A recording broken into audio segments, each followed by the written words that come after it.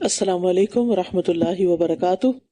الحمد للہ ذی العزت والجلال تفرد بالکبریاء والعظمت والجمال احمدہ علی کل حال هو الباقی بلا زوال بجودہ تدرک الآمال والیہ المرجع والمآل۔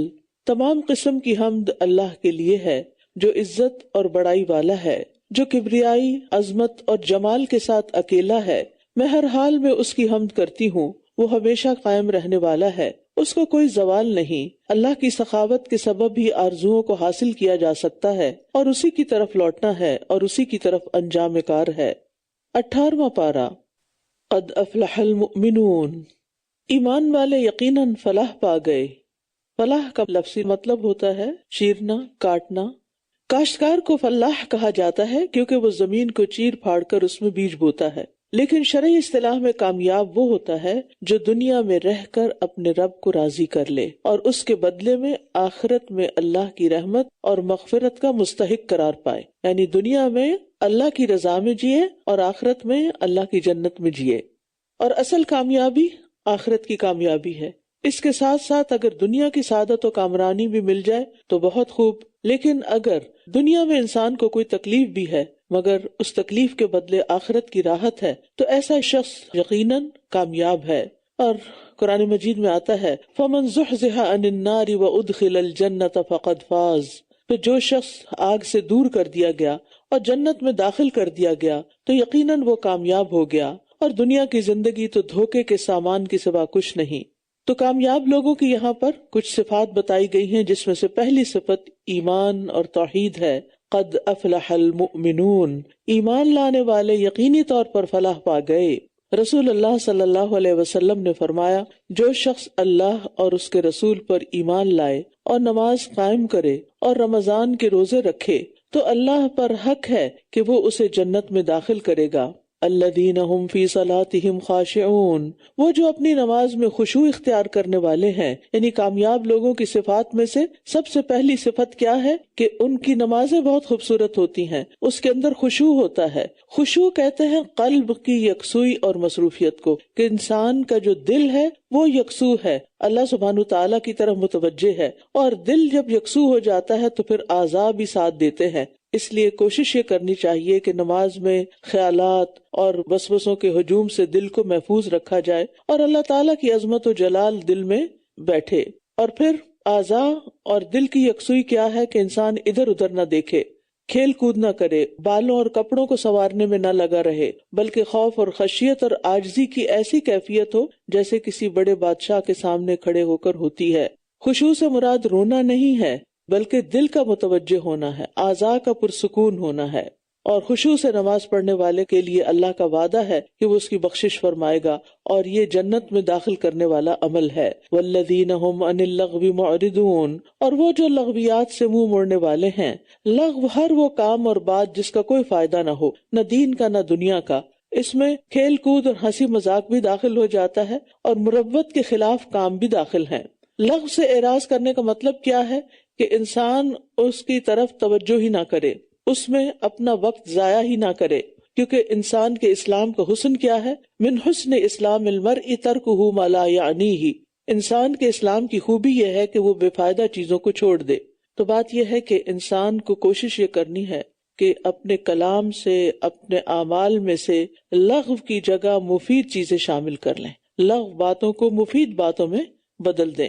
والذین هم للزکاۃ فاعلون، اور وہ جو زکوٰۃ ادا کرنے والے ہیں۔ اس سے مراد بعض کے نزدیک جو فرض زکوٰۃ ہے وہ ہے، جس میں نصاب اور زکوٰۃ کی پھر پرسنٹیج کہ کتنے فیصد دینی ہوتی ہے، یہ سب چیزیں۔ لیکن چونکہ یہ حکم مکہ میں ابھی نہیں آیا تھا تو اس لیے بعض نے اس سے مراد لی ہے کہ ایسے کاموں کو شروع کرنا، ایسے افعال کا اختیار کرنا جس سے نفس اور اخلاق اور کردار کی پاکیزگی ہو، یعنی ایسے کام جو اخلاق کو پاک کرنے والے ہوں۔ والذین هم لفروجہم حافظون، اور وہ جو اپنی شرمگاہوں کی حفاظت کرنے والے ہیں۔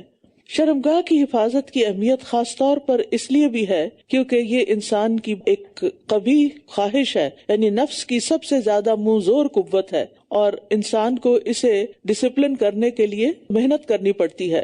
تو نظروں کی حفاظت شرمگاہ کی حفاظت کا بھی ذریعہ ہے. اور پھر خاص طور پر خواتین کے لیے خوشخبری، رسول اللہ صلی اللہ علیہ وسلم نے فرمایا جو عورت 5 وقت کی نماز پڑھتی ہو، ماہ رمضان کے روزے رکھتی ہو، اپنی شرمگاہ کی حفاظت کرتی ہو اور اپنے شوہر کی اطاعت کرتی ہو، اس سے کہا جائے گا کہ جنت کے جس دروازے سے چاہو داخل ہو جاؤ.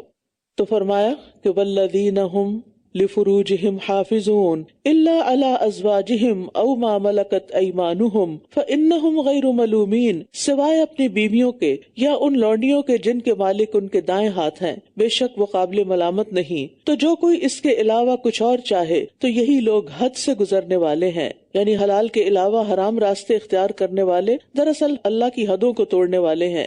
اور وہ جو اپنی امانتوں اور اپنے عہد کی پاسداری کرنے والے ہیں. امانتوں میں انسان کے پاس جو راز کی باتیں ہوتی ہیں یا مالی امانتیں ہوتی ہیں یا پھر جو کوئی ذمہ داری یا ڈیوٹی کسی کو سونپی جاتی ہے، یہ تمام چیزیں امانت میں شامل ہوتی ہیں. اور عہد میں اللہ سے کیے ہوئے وعدے اور بندوں سے کیے ہوئے وعدے دونوں ہی شامل ہیں.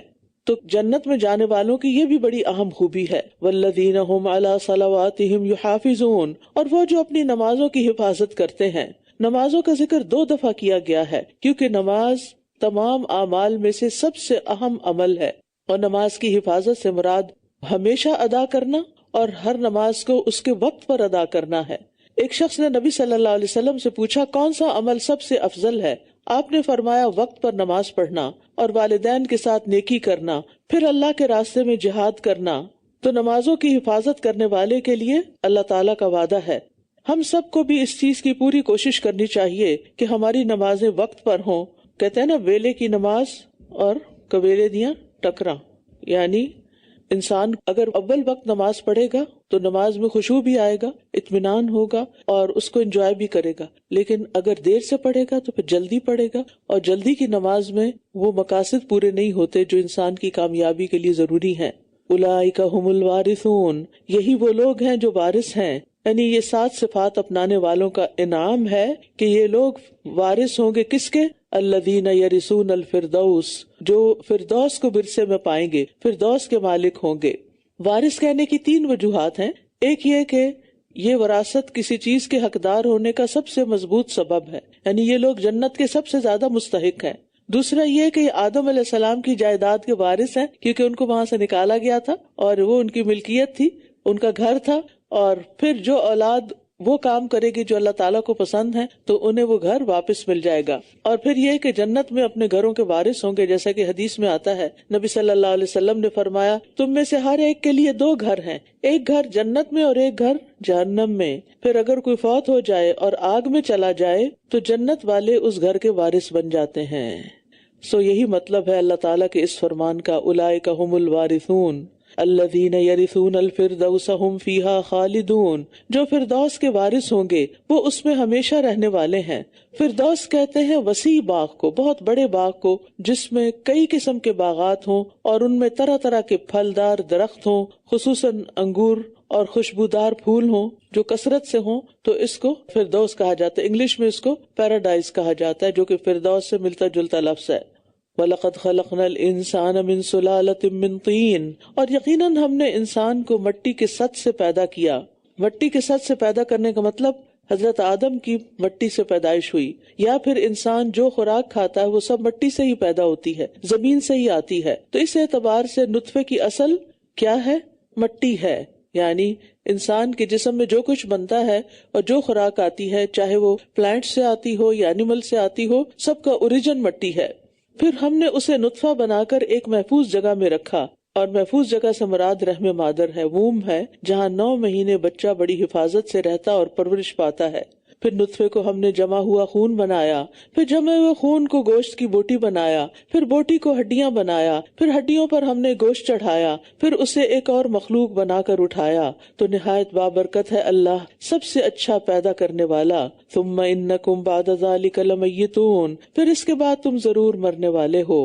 یعنی اگرچہ مٹی اور نطفے سے لے کر موت تک کا ہر لمحہ ہی موت کے بعد زندگی کا گواہ ہے، کیونکہ جسم کا ہر خلیہ سیل جو ہوتا ہے وہ فنا ہو رہا ہوتا ہے اور اس کی جگہ نیا سیل پیدا ہو رہا ہے. یعنی ہمارے جسم میں ہر وقت موت کا عمل جاری رہتا ہے. یعنی وہ سیل جس سے ہمارا جسم بنا ہے ہر لمحہ فوت ہوتے رہتے ہیں اور ہر لمحہ نئے بنتے بھی رہتے ہیں. اور یہ مسلسل عمل ہے جس کے دوران انسان بچپن سے جوانی، جوانی سے بڑھاپے کی طرف منتقل ہو جاتا ہے، لیکن اس سلسلے پر غور کرنے والے کم ہیں۔ اور پھر ایک عرصہ جب زندگی کا انسان دنیا میں گزار لے گا تو پھر موت کی طرف چل پڑے گا۔ ثم انکم یوم القیامۃ تبعثون، پھر تم قیامت کے دن یقیناً اٹھائے جاؤ گے۔ یعنی انسان کو اس ترتیب پر بھی غور کرنا چاہیے کہ اس کی اوریجن کیا تھی، پھر کتنے مرحلے ماں کے پیٹ میں گزرے، پھر دنیا میں آ کے گزرے، پھر اس کے بعد موت اور قبر اور حشر، اور پھر اس کے بعد وہ حشر کے میدان کے سارے مرحلے پار کر کے پھر وہ جنت یا جہنم کی طرف پہنچے گا۔ تو انسان کو اپنی تخلیق پر غور و فکر کی دعوت دی جا رہی ہے۔ اپنے اوپر سوچنا چاہیے ہم سب کو کہ ہمارا ماضی کیا ہے اور مستقبل کیا ہوگا اور ہم کر کیا رہے ہیں۔ وَلَقَدْ خَلَقْنَا فَوْقَكُمْ سَبْعَ طَرَائِقَ وَمَا كُنَّا عَنِ الْخَلْقِ غَافِلِينَ، اور بلا شبہ ہم نے ہی تمہارے اوپر 7 راستے بنائے اور ہم مخلوق سے غافل نہیں ہیں۔ خلق بمانا مخلوق ہے یہاں، یعنی آسمانوں کو پیدا کر کے ہم اپنی زمینی مخلوق سے غافل نہیں ہوئے، بلکہ ہم نے آسمانوں کو زمین پر گرنے سے محفوظ رکھا تاکہ مخلوق ہلاک نہ ہو۔ اور اسی طرح یہ کہ اللہ تعالیٰ اپنی مخلوق کی مصلحتوں اور ضروریات زندگی سے غافل نہیں، اس کا انتظام کرتے رہتے ہیں۔ رب کا معنی ہی یہی ہے، وہ خالق بھی ہے، وہ مالک بھی ہے، اور وہ مدبر بھی ہے، تدبیر بھی کرتا ہے ان تمام چیزوں کی، اور اس لیے اس کو زمین و آسمان کی ہر چیز کا علم ہے۔ اور ہم نے ایک اندازے کے ساتھ آسمان سے پانی اتارا، پھر ہم نے اسے زمین میں ٹھہرایا، اور اسے لے جانے پر بھی یقیناً ہم قادر ہیں۔ یہ بہت دلچسپ انداز ہے، ما ام بقدر، یعنی اندازے کے ساتھ اللہ سبحانہ وتعالیٰ نے پانی کو بنایا، نہ تو زیادہ ہے کہ تباہی پھیل جائے اور نہ اتنا کم کہ پیداوار اور دیگر ضروریات کے لیے کافی نہ ہو۔ تو پانی کے انتظامات جو ہیں یہ بھی اللہ نے کیے ہیں، بارش کے ذریعے اور دیگر طریقوں سے، یعنی ایسا طریقہ رکھا ہے کہ پانی برس کے سارا فوراً بہہ نہ جائے، ختم نہ ہو جائے، بلکہ اللہ تعالیٰ نے اسے چشموں، نہروں، دریاؤں، تالابوں اور کنووں کی شکل میں محفوظ کیا ہے تاکہ جن دنوں میں بارشیں نہ ہوں پھر انسان زمینی پانی سے استفادہ کر سکیں۔ اور اسی طرح ایسے علاقے جہاں بارش کم ہوتی ہے لیکن پانی کی ضرورت زیادہ ہے، وہ ایسی جگہوں سے پانی حاصل کر لیں جہاں پانی سٹور ہو جاتا ہے۔ یہ خزانے اللہ نے انسانوں کے لیے جمع کر کے رکھے ہیں، اس کا انتظام خود کیا ہے۔ پھر ہم نے تمہارے لیے اس سے کھجوروں اور انگوروں کے باغات اگائے، تمہارے لیے ان میں بہت سے پھل ہیں اور انہی میں سے تم کھاتے بھی ہو۔ اور وہ درخت جو طور سینا سے نکلتا ہے، جو چکنائی لیے ہوئے اگتا ہے اور کھانے والوں کے لیے سالن بھی ہے۔ اس سے مراد زیتون کا درخت ہے جس کا تیل جو ہے وہ سالن کے طور پر اور اسی طرح پھل بھی استعمال کیا جاتا ہے۔ اور سالن کو صبغ رنگ کہا گیا، صبغہ رنگ کو کہتے ہیں نا، کیونکہ روٹی سالن میں ڈبوئی جاتی ہے یا رنگی جاتی ہے۔ اور طور سینا کا خاص طور پر ذکر کیا گیا کیونکہ اس کے ارد گرد کا علاقہ زیتون کی پیداوار کے لیے نہایت عمدہ علاقہ ہے، تو ہمیں اپنے کھانے میں اور چیزوں کے ساتھ ساتھ زیتون کو بھی شامل کرنا چاہیے۔ نبی صلی اللہ علیہ وسلم نے فرمایا زیتون کھاؤ اور اس کو لگاؤ، یعنی اس کی مساج وغیرہ بھی کرو یا اپنے اوپر استعمال کرو، بے شک یہ مبارک درخت ہے تو اس کی برکت سے فائدہ اٹھانا چاہیے۔ اور مویشیوں میں بھی تمہارے لیے ایک سبق ہے۔ اب اللہ تعالیٰ مختلف چیزوں کی طرف توجہ دلا کر غور و فکر کی دعوت دے رہے ہیں۔ ہم تمہیں جو ان کے پیٹوں میں ہے اس میں سے پلاتے ہیں، اور ان میں تمہارے لیے اور بھی بہت سے فائدے ہیں، اور ان میں سے تم کھاتے بھی ہو، اور کشتیوں پر تم سوار کیے جاتے ہو۔ یعنی ان سب نعمتوں کو بیان کرنے کا مقصد رب کی پہچان اور اس کی توحید کی طرف دعوت دینا ہے۔ پھر اس کے بعد نوح علیہ السلام کا واقعہ شروع ہو رہا ہے۔ وَلَقَدْ أَرْسَلْنَا نُوحًا إِلَىٰ قَوْمِهِ فَقَالَ يَا قَوْمِ اعْبُدُوا اللَّهَ مَا لَكُم مِّنْ إِلَٰهٍ غَيْرُهُ أَفَلَا تَتَّقُونَ۔ اور ہم نے نوح کو اس کی قوم کی طرف بھیجا تو اس نے کہا، اے میری قوم، اللہ کی عبادت کرو، اس کے سوا تمہارا کوئی معبود نہیں، کیا پھر تم ڈرتے نہیں؟ تو اس کی قوم کے وہ سردار جنہوں نے کفر کیا کہنے لگے، یہ تم جیسا ہی ایک انسان ہے جو تم پر فضیلت حاصل کرنا چاہتا ہے، اور اگر اللہ چاہتا تو وہ کسی فرشتے کو اتار دیتا، ہم نے اپنے پہلے آباء و اجداد میں یہ بات سنی ہی نہیں یہ مگر ایک شخص جسے جنون لاحق ہے، بس تم ایک وقت تک اس کا انتظار کرو، یعنی دیکھتے جاؤ آگے آگے ہوتا ہے کیا، یہ تو ایک مجنون شخص ہے۔ اس نے کہا، اے میرے رب، انہوں نے جو مجھے جھٹلایا ہے اس پر تو ہی میری مدد فرما۔ نوح علیہ السلام نے یہ دعا 950 سال تبلیغ کرنے کے بعد کی تھی، یہ نہیں کہ ایک دفعہ بتایا نہیں مانے تو کہا اللہ ان کو برباد کر دے، ایسا نہیں۔ آپ سوچئے کہ 100 سال بھی گزرنے ایک معنی رکھتا ہے، پھر 200 سال، پھر 300، پھر 400، پھر 500، پھر 600، پھر 700، پھر 800، پھر 900 سال گزر گئے، اس پر بھی 50 سال اور اوپر گزر گئے، آلموسٹ ملینیم۔ تو یہ کوئی تھوڑا عرصہ تھا؟ اگر قرآن ہمیں نہ بتاتا تو ہمیں یقین نہ آتا، کوئی اور کہانی سناتا تو۔ اتنا صبر، اتنا طویل صبر، ہم چند دن صبر نہیں کر سکتے، چند مہینے نہیں کر سکتے، چند سال نہیں کر سکتے۔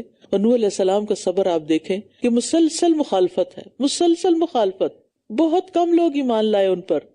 جب اتنا عرصہ گزر گیا اور انہوں نے دیکھا کہ اس کا نتیجہ تو کچھ نہیں نکلنے والا، تو پھر انہوں نے دعا کی، فدعا ربہ انی مغلوب فانتصر۔ نوح علیہ السلام نے رب سے دعا کی، میں مغلوب ہوں، کمزور ہوں، تو میری مدد کر۔ تو اللہ تعالیٰ نے دعا قبول فرما لی اور حکم دیا کہ میری نگرانی اور ہدایت کے مطابق کشتی تیار کرو۔ تو ہم نے اس کی طرف وحی کی کہ ہماری نگاہوں کے سامنے اور ہماری وحی کے مطابق ایک کشتی بناؤ، پھر جب ہمارا حکم آ جائے اور تنور جوش مارنے لگے تو ہر قسم کے جانوروں کا ایک ایک جوڑا، نر اور مادہ دونوں کو اس میں داخل کر لو، اور اپنے اہل و عیال کو بھی، سوائے ان کے جن کے بارے میں پہلے سے بات ہو چکی ہے، اور جنہوں نے ظلم کیا تم مجھ سے ان کے معاملے میں کوئی بات نہ کرنا، کیونکہ یہ سب غرق کیے جانے والے ہیں۔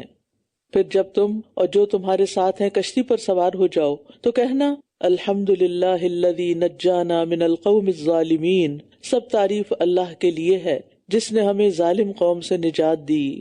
اور کیا کرنا، وَقُلْ رَبِّ أَنزِلْنِي مُنزَلًا مُبَارَكًا وَأَنْتَ خَيْرُ الْمُنزِلِينَ، اور کہنا، اے میرے رب مجھے بابرکت جگہ پر اتارنا، اور تو اتارنے والوں میں سب سے بہترین ہے۔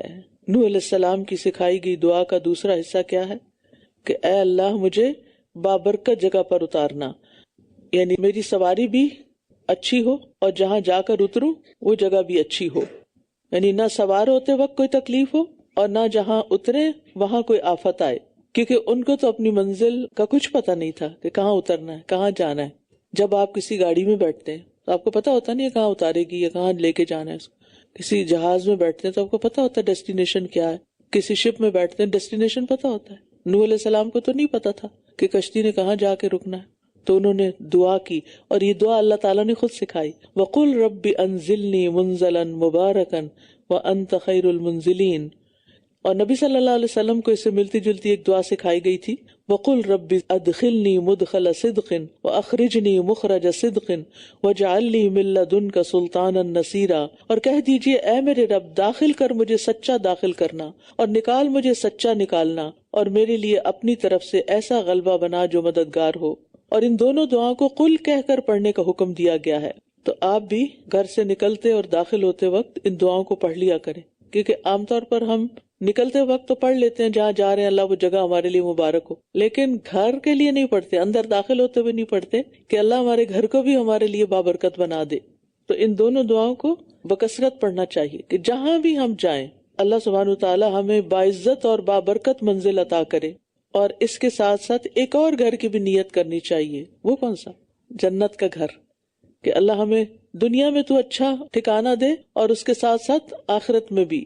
ان فی ذلک لآیات وان کنا لمبتلین، یقیناً اس میں بہت سی نشانیاں ہیں اور بے شک ہم ضرور آزمانے والے ہیں۔ یعنی نوح علیہ السلام کے قصے میں بہت سی نشانیاں ہیں، بہت سی عبرتیں ہیں۔ اس میں نوح علیہ السلام کے اولو العزم پیغمبر ہونا، ان کا بے مثال صبر، اور قوم کے ایمان نہ لانے پر ان کی بد دعا کی قبولیت، پھر ان کے دشمنوں کا غرق ہونا، اللہ تعالیٰ کا ان کی رسالت کی تصدیق کرنا، ان کی تعریف کرنا۔ پھر نوح علیہ السلام کی قوم جیسی دیگر رسولوں کو جھٹلانے والی قوموں کے لیے بھی اس میں نشانیاں ہیں کہ جس قوم نے اللہ کی بات نہیں مانی پھر ان کا انجام کیا ہوا۔ پھر آپ دیکھیں کہ اللہ کی قدرت کی کیسی کیسی نشانیاں ہیں کہ اتنا بڑا طوفان جس سے پہاڑ بھی نہیں بچے، پہاڑ بھی ڈوب گئے، جنہیں سوچ کے بھی ہول آتا ہے نا کہ اتنا پانی، اور اس میں اللہ تعالیٰ نے نوح علیہ السلام اور ان کے ساتھیوں کو محفوظ رکھا جو بھی کشتی میں سوار تھے، اور بابرکت طریقے سے اتار کر بابرکت جگہ عطا کی۔ اسی طرح اللہ سبحانہ تعالیٰ کی کامل حکمت اور اللہ کے علم کا بھی پتہ چلتا ہے۔ اور اتنے تباہ کن طوفان میں انسانی ضروریات اور جانوروں کی بقا کا انتظام بھی طے کیا، یعنی بہت سی نشانیاں ہیں اگر اس میں غور کرے۔ اور اس کے علاوہ پھر ان کے بیٹے کا رویہ اور اس کے ساتھ جو معاملہ ہوا وہ سب بھی قابل غور ہے۔ ثم انشأنا من بعدهم قرنا آخرین، پھر ہم نے ان کے بعد دوسرے لوگ اٹھائے۔ فارسلنا فیہم رسولا منہم، پھر ہم نے ان کی طرف انہی میں سے ایک رسول بھیجا کہ تم اللہ کی عبادت کرو، تمہارے لیے اس کے سوا کوئی معبود نہیں، کیا پھر تم ڈرتے نہیں؟ اور اس کی قوم کے وہ سردار جنہوں نے کفر کیا اور آخرت کی ملاقات کو جھٹلایا، اور ہم نے ان کو دنیا کی زندگی میں خوشحالی دی تھی، کہنے لگے یہ تو تمہارے جیسا ہی ایک انسان ہے، اسی میں سے کھاتا ہے جو تم کھاتے ہو اور وہی پیتا ہے جو تم پیتے ہو، اور اگر تم نے اپنے ہی جیسے ایک انسان کی اطاعت کی تب تو تم ضرور خسارہ پانے والے ہوگے۔ کیا یہ تم سے وعدہ کرتا ہے کہ جب تم مر جاؤ گے اور مٹی اور ہڈیاں ہو جاؤ گے تو تم زندہ کر کے نکالے جاؤ گے؟ ہیہات لما توعدون، بہت دور ہے وہ جس کا تم وعدہ دیے جا رہے ہو۔ زندگی تو بس ہماری دنیا کی زندگی ہے، ہم اسی میں مرتے ہیں اور جیتے ہیں، اور ہم دوبارہ اٹھائے جانے والے نہیں۔ یہ تو ایسا شخص ہے جس نے اللہ پر جھوٹ گڑھ لیا ہے اور ہم اس پر ایمان لانے والے نہیں۔ اس نے کہا اے میرے رب، انہوں نے جو مجھے جھٹلایا ہے اس پر تو ہی میری مدد فرما۔ جھٹلا قوم رہی ہے اور نوح علیہ السلام اس سے جھگڑنے کی بجائے یا کسی اور کے پاس جانے کی بجائے اللہ کی طرف جاتے ہیں اور اللہ سے مدد مانگتے ہیں۔ فرمایا کچھ ہی دیر میں یہ ضرور نادم ہو جائیں گے، ان کو لگ پتا جائے گا کہ اب ان کے ساتھ ہوتا ہے کیا۔ تو انہیں ایک چنگھاڑ نے حق کے ساتھ آ پکڑا، پھر ہم نے انہیں کوڑا کرکٹ بنا دیا۔ تو اللہ کی رحمت سے دوری ہو ظالم قوم کے لیے۔ پھر ان کے بعد ہم نے دوسری قومیں اٹھائیں۔ کوئی امت اپنے مقررہ وقت سے نہ آگے بڑھ سکتی ہے اور نہ پیچھے رہ سکتی ہے، یعنی اللہ تعالیٰ نے زندگی کی جو مدت مقرر کر دی ہے وہ دنیا میں نہ اس سے کم ٹھہرتی ہے اور نہ زیادہ۔ پھر ہم نے پے در پے اپنے رسولوں کو بھیجا، جب بھی کسی امت میں اس کا رسول آیا انہوں نے اسے جھٹلا دیا تو ہم نے ہلاکت میں ایک کو دوسرے کے پیچھے لگا دیا اور ہم نے انہیں قصے کہانیاں بنا دیا۔ تو ان لوگوں کے لیے اللہ کی رحمت سے دوری ہے جو ایمان نہیں لاتے۔ پھر ہم نے موسیٰ اور اس کے بھائی ہارون کو اپنی نشانیوں اور واضح دلیل کے ساتھ بھیجا فرعون اور اس کے سرداروں کی طرف، تو انہوں نے تکبر کیا اور وہ سرکش لوگ تھے، تو وہ کہنے لگے کیا ہم اپنے جیسے دو انسانوں پر ایمان لائیں؟ دو انسان کون سے ہیں؟ موسیٰ اور ہارون علیہ السلام۔ جبکہ ان کی قوم ہماری غلام ہے تو انہوں نے ان دونوں کو جھٹلا دیا تو وہ بھی ہلاک کیے جانے والوں میں سے ہو گئے۔ اور ہم نے موسیٰ کو کتاب دی تاکہ وہ لوگ ہدایت پائیں، اور ابن مریم اور اس کی ماں کو ہم نے ایک نشانی بنا دیا، اور ان دونوں کو ایک بلند پرسکون اور بہتے چشمے والی جگہ میں پناہ دی۔ یعنی اللہ سبحانہ تعالیٰ نے خاص طور پر یہاں وجعلنا ابن مریم کہا ہے، عیسیٰ نہیں کہا، یعنی اس بات کا رد ہے کہ ان کا کوئی باپ ہے یا نعوذ باللہ وہ اللہ کے بیٹے ہیں۔ اللہ سبحانہ تعالیٰ جیسے چاہے پیدا کرے۔ آدم علیہ السلام کو بغیر ماں اور باپ کے پیدا کیا، حوا علیہ السلام کو بغیر عورت کے ایک مرد سے پیدا کیا، اور عیسیٰ علیہ السلام کو بغیر مرد کے ایک عورت سے پیدا کیا، اور باقی تمام مخلوق کو مرد اور عورت دونوں سے پیدا کیا۔ خالق تو اللہ ہے نا، جس کو چاہے جیسے چاہے پیدا کر دے، اس کے لیے تو ان اسباب کی ضرورت نہیں۔ یا ایھا الرسل کلوا من الطیبات واعملوا صالحا انی بما تعملون علیم۔ اے پیغمبرو، پاکیزہ چیزوں میں سے کھاؤ اور نیک عمل کرو، بے شک جو عمل تم کرتے ہو میں اسے خوب جاننے والا ہوں۔ رزق حلال جو ہے وہ نیک اعمال میں معاون ہوتا ہے، اس لیے تمام کے تمام انبیاء علیہم السلام کو حلال کھانے اور نیک اعمال کا حکم دیا گیا۔ تو انسان کو کھانا کھا کے زبانی شکر کے علاوہ اور کیا کرنا چاہیے؟ نیک کام بھی کرنے چاہیے، تب شکر کی تکمیل ہوتی ہے۔ صرف زبان سے شکریہ کہنا چاہیے، ادھورا شکر ہوتا ہے۔ وَإِنَّ هَذِهِ أُمَّتُكُمْ أُمَّةً وَاحِدَةً وَأَنَا رَبُّكُمْ فَاتَّقُونِ، اور بے شک تمہاری یہ امت ایک ہی امت ہے اور میں تمہارا رب ہوں، بس تم مجھ ہی سے ڈرو۔ پھر انہوں نے اپنے معاملے یعنی دین کو آپس میں ٹکڑے ٹکڑے کر کے جدا جدا کر لیا، ہر گروہ اسی پر خوش ہے جو اس کے پاس ہے، لہٰذا آپ انہیں ایک مدت تک ان کی غفلت میں چھوڑ دیجئے۔ کیا یہ سمجھتے ہیں کہ ہم مال اور بیٹوں میں سے کسی بھی چیز کے ساتھ جو انہیں مدد دے رہے ہیں ہم ان کو بھلائیاں دینے میں جلدی کر رہے ہیں؟ بلکہ وہ شعور نہیں رکھتے۔ یاد رکھیے، جو خیر اور جو نعمت اللہ سے دور کر دے وہ سزا ہے ایک قسم کی، وہ امتحان ہے، وہ آزمائش ہے۔ وہ نعمت جو انسان کو اللہ سے دور کر دے، جیسے اللہ سبحانہ تعالیٰ نے ایمان والوں کو کہا نا، یا ایھا الذین آمنوا لا تلہکم اموالکم ولا اولادکم عن ذکر اللہ واقام الصلاۃ ومن یفعل ذلک فاولئک ھم الخاسرون۔ اے ایمان والو، تمہیں تمہارا مال اور اولاد اللہ کے ذکر سے غافل نہ کرے اور نماز قائم کرنے سے غافل نہ کرے، اور جو ایسا کرے گا اس کا نتیجہ کیا ہوگا؟ وہی لوگ خسارہ پانے والے، نقصان اٹھانے والے ہیں۔ تو جو نعمتیں بھی، جو عیش و عشرت کی زندگی انسان کو اللہ کا ذکر بلا دیتی ہے، عبادت بلا دیتی ہے، شکر بلا دیتی ہے، وہ پھر اس کے لیے سزا ہی سمجھو، اس کے لیے ایک امتحان ہی سمجھو، آزمائش کا پرچہ ہی سمجھو۔ اب ہمیں سے ہر ایک کو غور کرنا ہے کہ وہ کون سی چیز ہے جب میں کرنے لگتی ہوں تو میں اللہ کا ذکر ہی بھول جاتی ہوں، وہ کون سا کام ہے جو میں کرتی ہوں تو میں اللہ کی یاد سے اور نماز سے غافل ہو جاتی ہوں، وہ کام میرے لیے پھر کچھ اچھا کام نہیں، بابرکت کام نہیں، اور اس میں سے کیا خیر نکلے گی۔ ان الذین هم من خشیۃ ربہم مشفقون، بے شک جو لوگ اپنے رب کی خشیت سے ڈرتے رہتے ہیں، یعنی وہ اپنے نیک اعمال سے دھوکہ نہیں کھاتے بلکہ اللہ سے ڈرتے رہتے ہیں۔ والذین هم بآیات ربہم یؤمنون، اور وہ جو اپنے رب کی آیات پر ایمان رکھتے ہیں، اور وہ جو اپنے رب کے ساتھ شریک نہیں کرتے، اور وہ لوگ کہ جو کچھ انہوں نے دیا وہ اس طرح دیتے ہیں کہ ان کے دل لرزتے رہتے ہیں کہ بے شک وہ اپنے رب کی طرف لوٹنے والے ہیں، یعنی نیک اعمال کرنے کے باوجود قبولیت سے ڈرتے رہتے ہیں، دے کے ان کے اندر کوئی غرور نہیں آتا، یعنی کوئی بھی کام کر کے، چاہے وہ مالی عبادت ہو، چاہے وہ جسمانی عبادت ہو، چاہے وہ خدمت خلق کا کوئی کام ہو، جو بھی وہ کرتے ہیں اس کے بعد ان کے اندر ایک ڈر ہوتا ہے کہ میں نے یہ کر تو دیا ہے، اب اللہ تعالیٰ اس کو قبول کر لے۔ اس کے بارے میں حضرت عائشہ فرماتی ہے کہ میں نے رسول اللہ صلی اللہ علیہ وسلم سے اس آیت کے بارے میں پوچھا کہ والذین یؤتون ما آتوا وقلوبہم وجلہ، اور جو دیتے ہیں، جو کچھ دیتے ہیں اور ان کے دل اس سے ڈرتے ہیں کہ وہ اپنے رب کی طرف لوٹنے والے ہیں، یعنی اس آیت کے بارے میں پوچھا تو کیا یہ وہ لوگ ہیں جو شراب پیتے ہیں اور چوری کرتے ہیں؟ آپ نے فرمایا نہیں ہے صدیق کی بیٹی، نہیں، بلکہ اس سے مراد وہ لوگ ہیں جو روزے رکھتے ہیں اور نماز پڑھتے ہیں اور صدقہ دیتے ہیں، اور اس بات سے ڈرتے ہیں کہ کہیں ایسا نہ ہو کہ ان سے قبول نہ کیا جائے۔ ہم نے تو کر دیا جو کرنا تھا، لیکن اگر قبول نہیں ہوا تو پھر یہی لوگ ہیں جو نیکیوں میں جلدی کرتے ہیں، کیونکہ ان کو کہیں بھی سیٹسفیکشن نہیں ہوتی کہ ہم نے انف کر لیا ہے، بلکہ وہ مزید کی خواہش کرتے ہیں، مزید کی طلب رکھتے ہیں۔ لیکن ہم کام کرتے ہیں اور اس کے بعد امن چین سے بیٹھ جاتے ہیں، بہت کر لیا۔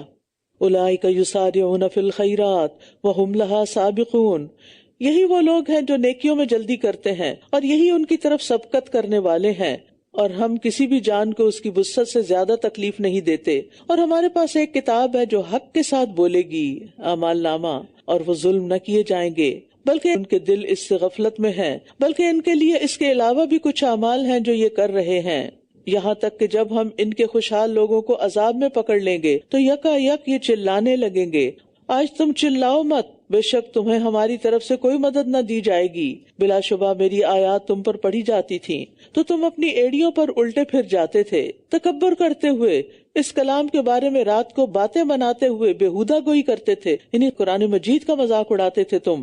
کیا انہوں نے اس کلام میں غور و فکر نہیں کیا، یا ان کے پاس ایسی چیز آئی ہے جو ان کے اگلے آباء و اجداد کے پاس نہیں آئی تھی؟ یعنی افلم یدبروا القول، تو اس سے پتہ چلتا ہے کہ ہمیں قرآن مجید میں تدبر کو مسلسل اپنی زندگی میں شامل رکھنا ہے۔ تو آپ سب سے بھی میری گزارش یہی ہے، جو بھی لوگ دورہ قرآن سن رہے ہیں، چاہے آن کیمپس سن رہے ہیں یا آن سائٹ سن رہے ہیں یا گھروں میں سن رہے ہیں، جہاں پر بھی ہیں، وہ قرآن کو صرف رمضان تک محدود نہ کریں، بلکہ رمضان کے بعد بھی کسی نہ کسی ایسے کورس سے جڑ جائیں کہ جس کی وجہ سے آپ مسلسل قرآن سے تعلق قائم رکھیں۔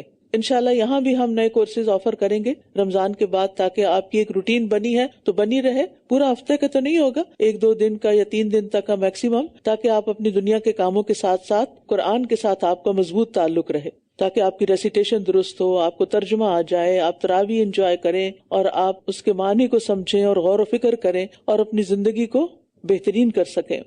ام لم یعرفوا رسولہم، یا انہوں نے اپنے رسول کو پہچانا نہیں تو یہ اس کا انکار کر رہے ہیں، یا یہ کہتے ہیں کہ اس کو جنون لاحق ہے، بلکہ وہ ان کے پاس حق لے کر آیا ہے، اور ان میں اکثر لوگ حق کو ناپسند کرتے ہیں، اور اگر حق ان کی خواہشات کی پیروی کرتا تو سب آسمان اور زمین اور جو بھی ان میں ہے ضرور بگڑ جاتے، بلکہ ہم ان کے پاس انہی کا ذکر لائے ہیں، مگر یہ تو اپنے ہی ذکر سے منہ موڑ رہے ہیں، یعنی وہ کتاب جو ان کو سعادت بخشنے کے لیے آئی ہے یہ اسی سے منہ موڑ رہے ہیں۔ بالکل جیسے نادان بچے ہوتے ہیں نا، ماں ان کے لیے بڑی محنت سے ایک نیوٹریشیس کھانا بناتی ہے اور اس کا دل اس بات میں ہوتا ہے کہ بچہ کسی طرح اس کو خوشی سے کھا لے، لیکن بچہ ہے کہ آپ بچے کے منہ کے پاس لے جاتے ہیں تو وہ منہ موڑ لیتا ہے، پھر اٹھ کے بھاگنے کی کوشش کرتا ہے، پھر چھپ جاتا ہے تاکہ اسے یہ کھانا نہ پڑے۔ بالکل ان نادانوں کا بھی یہی حال تھا کہ پیغمبر کو دیکھتے ہوئے اپنے اوپر کپڑے ڈال لیتے، کہیں چھپ جاتے، مجلس سے چپکے سے نکل جاتے، تاکہ ہمیں نہ یہ سننا پڑے اور نہ ہی اس پر عمل کرنا پڑے۔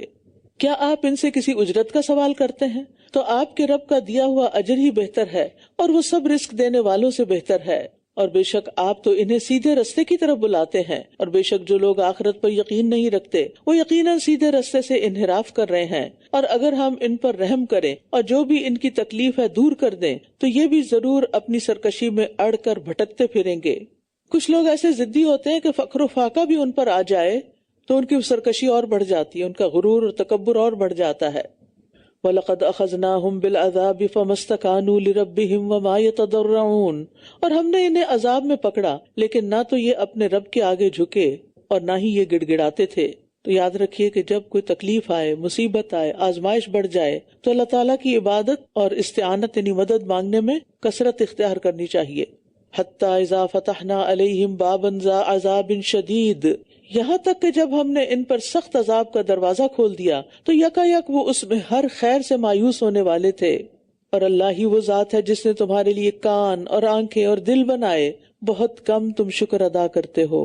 اور وہی ہے جس نے تمہیں زمین میں پھیلا دیا، زمین کے مشرق و مغرب میں، اور اسی کی طرف تم اکٹھے کیے جاؤ گے۔ اسی نے پھیلایا وہی سمیٹ لے گا۔ اور وہی ہے جو زندہ کرتا ہے اور موت دیتا ہے، اور رات اور دن کا آگے پیچھے آنا بھی اسی کے حکم سے ہے۔ کیا تم عقل سے کام نہیں لیتے؟ بل قالوا مثل ما قال الاولون، بلکہ انہوں نے بھی ویسی ہی بات کہی جو پہلے لوگ کہتے تھے۔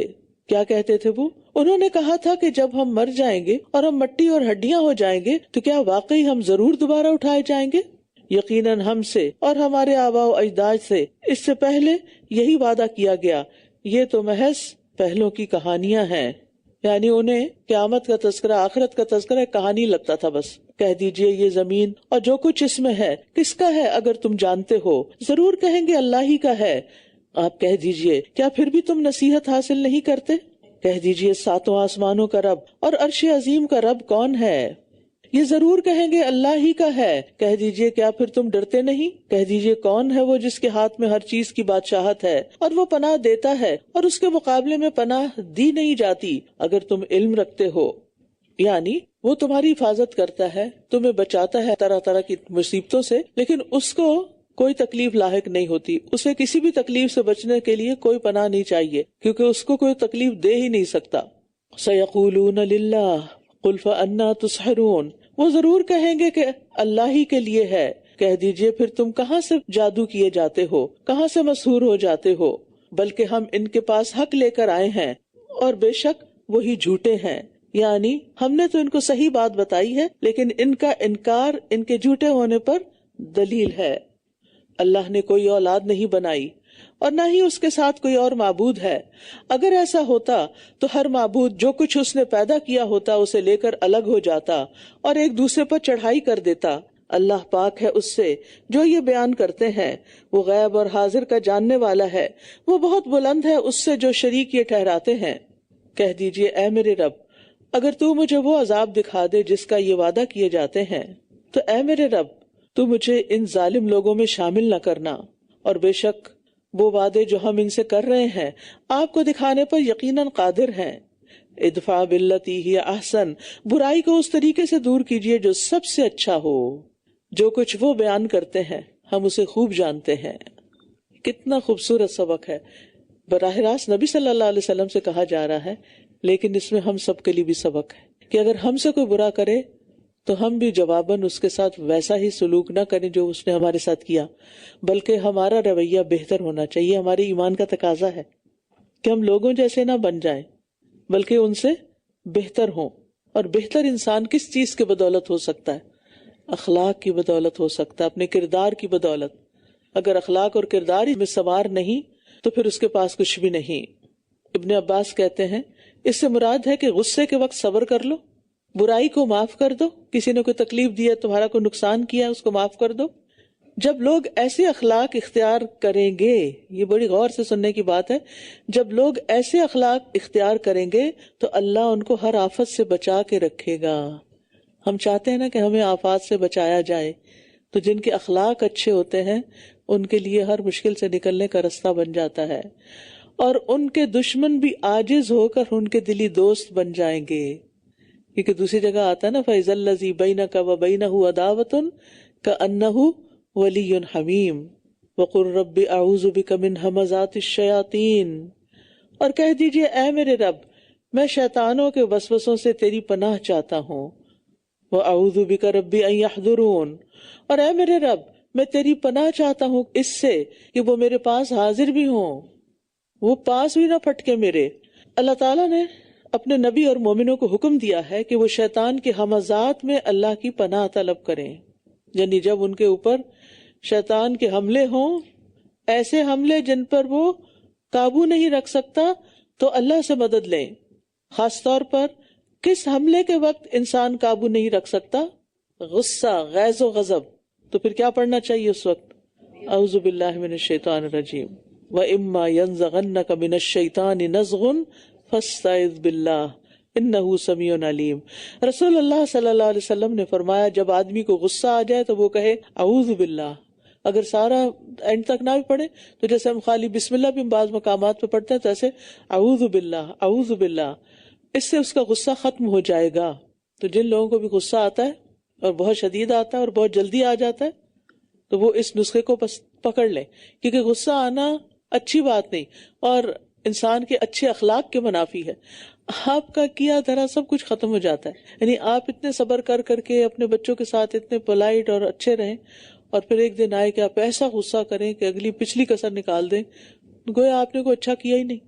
ان کے دل سے آپ کی ساری اچھائیاں تو محو ہو جائیں گی، باقی کیا بچے گا؟ غصہ۔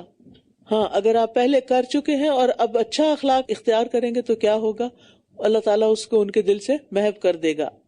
تو تعوذ پڑھنے کو معمولی نہ سمجھے کہ اچھا صرف اعوذ باللہ بس کافی ہے۔ دیکھیے آپ پڑھ کیا رہے ہیں، بول کیا رہے ہیں، میں اللہ کی پناہ چاہتی ہوں، میں اللہ کی پناہ لے رہی ہوں۔ حتی اذا جاء احدہم الموت قال رب ارجعون، یہاں تک کہ جب ان میں سے کسی کو موت آئے گی تو وہ کہے گا اے میرے رب مجھے واپس لوٹا دے۔ کہاں؟ لعلی اعمل صالحا فیما ترکت، تاکہ جس دنیا کو میں چھوڑ آیا ہوں اس میں نیک اعمال کروں۔ ہرگز نہیں، یہ تو بس ایک بات ہے جسے وہ کہہ رہا ہے، اور ان کے آگے تو اس دن تک ایک برزخ حجاب ہے جب یہ دوبارہ اٹھائے جائیں گے۔ تو آپ دیکھیے ہر انسان موت کے وقت ریگریٹ کا شکار ہوگا۔ یا ایسے ہی کبھی آپ نے ایگزامینیشن ہال میں بیٹھ کے اپنا ایگزام لکھا ہو اور آخری سوال آپ کو بہت اچھی طرح آتا ہو لیکن ٹائم ختم ہو جائے تو پھر کیا ہوتا ہے؟ سخت ریگریٹ۔ ہمیں اللہ نے بہت سی صلاحیتیں دی ہیں، بہت کچھ ہم کر سکتے ہیں، لیکن ہم ٹالتے رہتے ہیں، اچھا کر لیں گے، بعد میں کر لیں گے، بعد میں کتنا زیادہ ہم یہ لفظ بولتے ہیں، اچھا بعد میں ہو جائے گا، تھوڑی سی ایکسٹرا ایفرٹ نہیں کرتے، تکلیف نہیں اٹھاتے اور بعد پہ ڈال دیتے ہیں۔ اور بہت سے ایسے خواہشات اور ایسے تمنائیں اور پروجیکٹس اور نیکی کے ارادے باوجود وسائل ہونے کے آپ کر نہیں پاتے، تو پھر موت کے وقت انسان کو سخت ندامت ہوگی، شرمندگی ہوگی، حسرت ہوگی، اور وہ چاہے گا کاش وہ واپس جائے اس جگہ پہ، اس ماحول میں، اپنے گھر میں یا جہاں بھی وہ کوئی کام کرنا چاہتا تھا، تاکہ وہ اپنا پروجیکٹ مکمل کر کے آئے۔ کلا، ہرگز نہیں، انہا کلمۃ ھو قائلھا، ہرگز نہیں، یہ تو بس ایک بات ہے جسے وہ کہہ رہا ہے، یعنی ٹائم تو اسے بہت ملا تھا، اس نے کیا ہی نہیں۔ اور ان کے آگے تو اس دن تک ایک برزخ یعنی حجاب ہے جب یہ دوبارہ اٹھائے جائیں گے۔ تو بات یہ ہے کہ انسان کو اپنی زندگی میں اپنے ہاتھ سے، اپنے خوشی سے، اپنی رضا سے اچھے اچھے کام کر لینے چاہیے کہ ان کا درجہ بھی بہت بلند ہوتا ہے۔ ابو ہریرہ کہتے ہیں کہ ایک شخص نے نبی صلی اللہ علیہ وسلم سے کہا، اے اللہ کے رسول کون سا صدقہ افضل ہے؟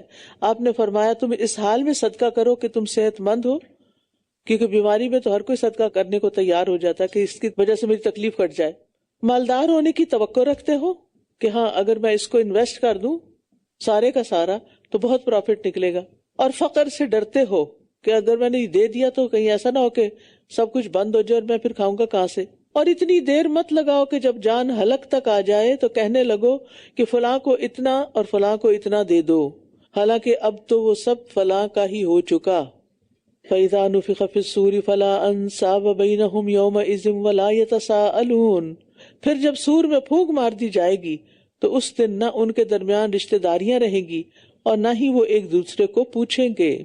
فلا انصاب بینہم، انصاب وہ رشتے ہوتے ہیں جو والدین کی طرف سے بنتے ہیں حسب نسب سے۔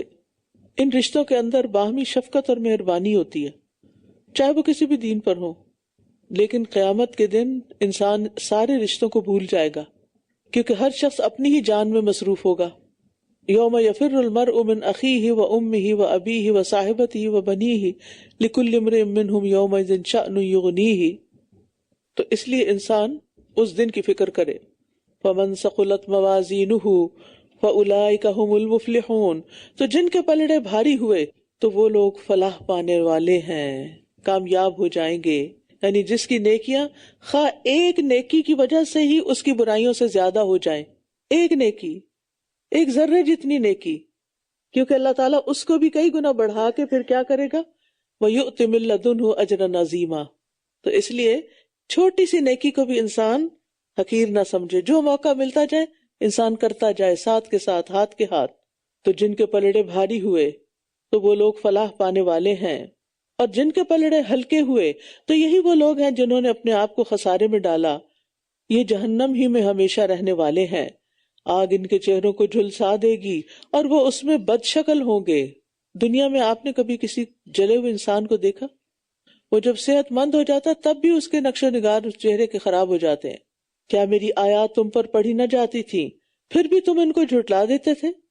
وہ کہیں گے اے ہمارے رب، ہم پر ہماری بدبختی غالب آ گئی اور ہم ہی گمراہ لوگ تھے. یعنی اصل مسئلہ کیا تھا، ہماری خواہشات اور لذتیں وہ ہم پر چھا گئی تھی، غالب آ گئی تھی. اس لیے ان دونوں کو بدبخت کہا جا رہا ہے کہ بدبختی غالب آ گئی تھی، کیونکہ یہ دونوں چیزیں بدبختی کی طرف لے جاتی ہیں انسان کو. تو اس کا مطلب یہ ہے کہ انسان کو اپنے لیے حسن ظن رکھنا چاہیے اور مخلوقات کے بارے میں ادروائز. ربنا اخرجنا منہا فإن عدنا فإنا ظالمون. اے ہمارے رب، ہمیں اس سے نکال دے، اس جہنم سے نکال، پھر اگر ہم دوبارہ وہی کچھ کریں تو یقیناً ہم ظالم ہوں گے.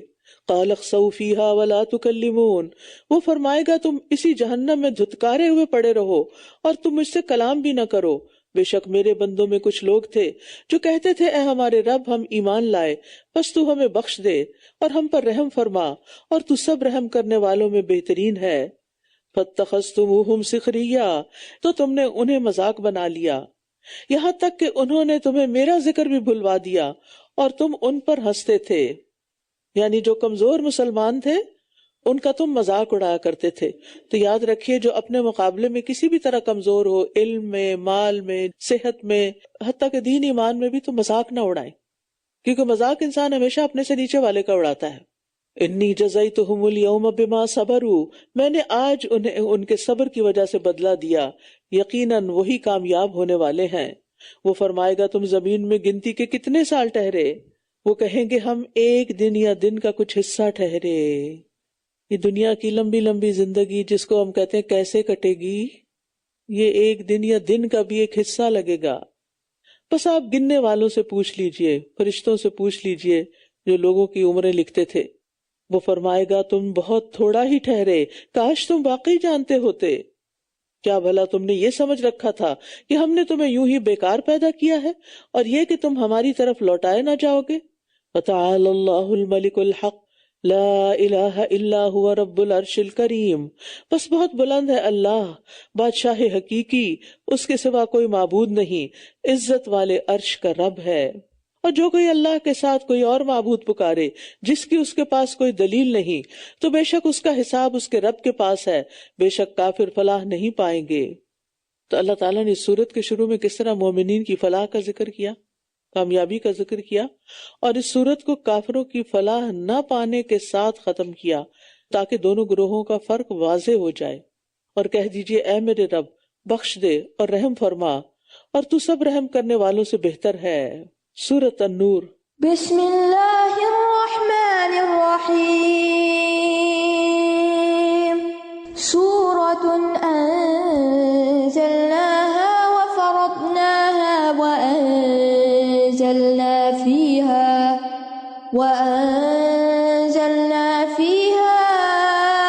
آيات بينات لعلكم تذكرون.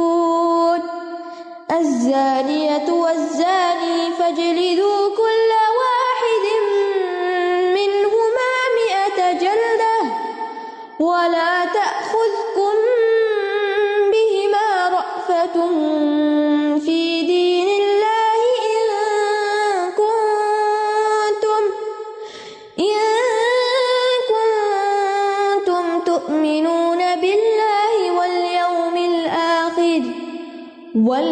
يشهد عذابهما طائفة من المؤمنين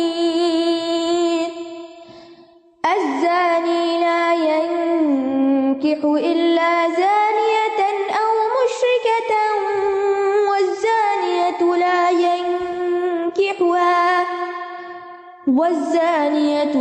ينكحها إلا زان أو مشرك وحرم ذلك على المؤمنين.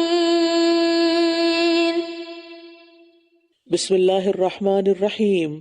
سورۃ انزلناها وفرضناها وانزلنا فیها آیات بینات لعلکم تذکرون.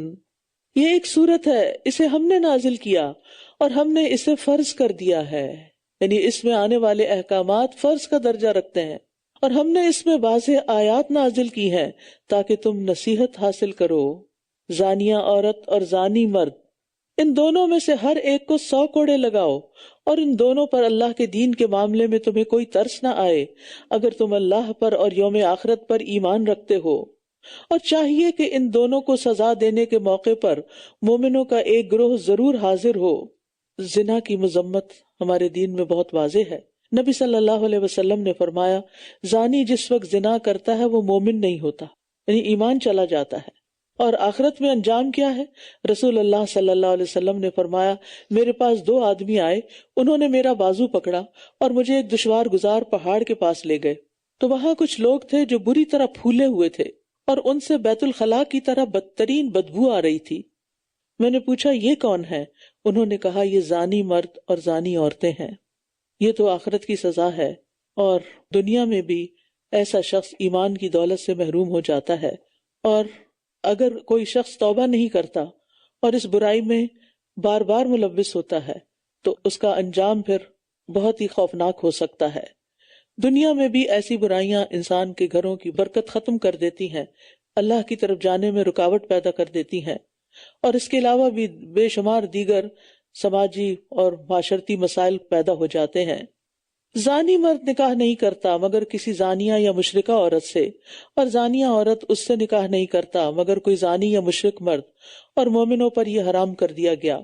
یعنی کہ نہیں کرتا سے مراد یہ کہ ان کی چوائس پر ایسے ہی لوگ ہوتے ہیں، یعنی جو جس گناہ یا جس وبا میں خود ملوث ہو اس کی چوائس بھی یا پسند بھی پھر ویسی ہی ہو جاتی ہے. اور جو لوگ پاک دامن عورتوں پر زنا کی تہمت لگائیں پھر یہ 4 گواہ نہ لائیں تو انہیں 80 کوڑے لگاؤ، اور تم ان کی گواہی کبھی بھی قبول نہ کرو، اور یہی لوگ فاسق ہیں. چونکہ زنا کی سزا بہت سخت ہے، اس لیے کسی بھی بھولی بھالی معصوم خاتون کے اوپر زنا کی تہمت لگانا یہ بہت کبیرہ گناہ ہے. اور اس پر بھی حد ہے ہمارے دین میں کہ ایسا شخص جو زبان کھولے کہ فلاں عورت زانیہ ہے، چاہے وہ اپنی بیوی کو کہہ رہا ہے یا کسی اور کو کہہ رہا ہے، اور اس کے پاس کوئی گواہ نہیں، ان کو گواہ 4 لانے ہوں گے ورنہ پھر ان کی پیٹھ پہ 80 کوڑے لگیں گے، اور پھر تم ان کی گواہی کبھی بھی قبول نہ کرو. یہی لوگ فاسق ہیں. اور اس میں خاص طور پر عورتوں کی بات اس لیے کہ عورت مرد کے مقابلے میں کمزور ہوتی ہے. اگر مرد پر کوئی الزام لگاتا ہے تو مرد اپنا دفاع کرنا جانتا ہوتا ہے، لیکن عورت پہ بعض اوقات ایسا کوئی الزام لگتا ہے تو وہ کچھ کر نہیں سکتی. تو اللہ سبحانہ تعالیٰ نے اس کی حفاظت کی اور اس کو ستانے والے کے لیے اتنی بڑی سزا رکھی. لیکن اس کا یہ مطلب نہیں کہ اگر کسی مرد پر یہ تہمت لگے تو اس کی سزا نہیں، اس کی بھی یہی سزا ہے لگانے والے کی. رسول اللہ صلی اللہ علیہ وسلم نے فرمایا، جس شخص نے کسی مومن کے بارے میں کوئی ایسی بات کہی جو اس میں نہیں تھی، جھوٹا الزام لگا دیا، یہ زنا یا زنا کے علاوہ کی بھی بات کر رہی ہوں میں، تو اللہ اسے جہنمیوں کی پیپ میں ڈالے گا حتیٰ کہ وہ اپنی بات سے باز آ جائے، یعنی معافی مانگ لے، پلٹ جائے، اپنا گمان دور کرے، ختم کرے. اس لیے کسی کے بارے میں بھی کوئی رائے دیتے ہوئے بہت محتاط ہونے کی ضرورت ہے.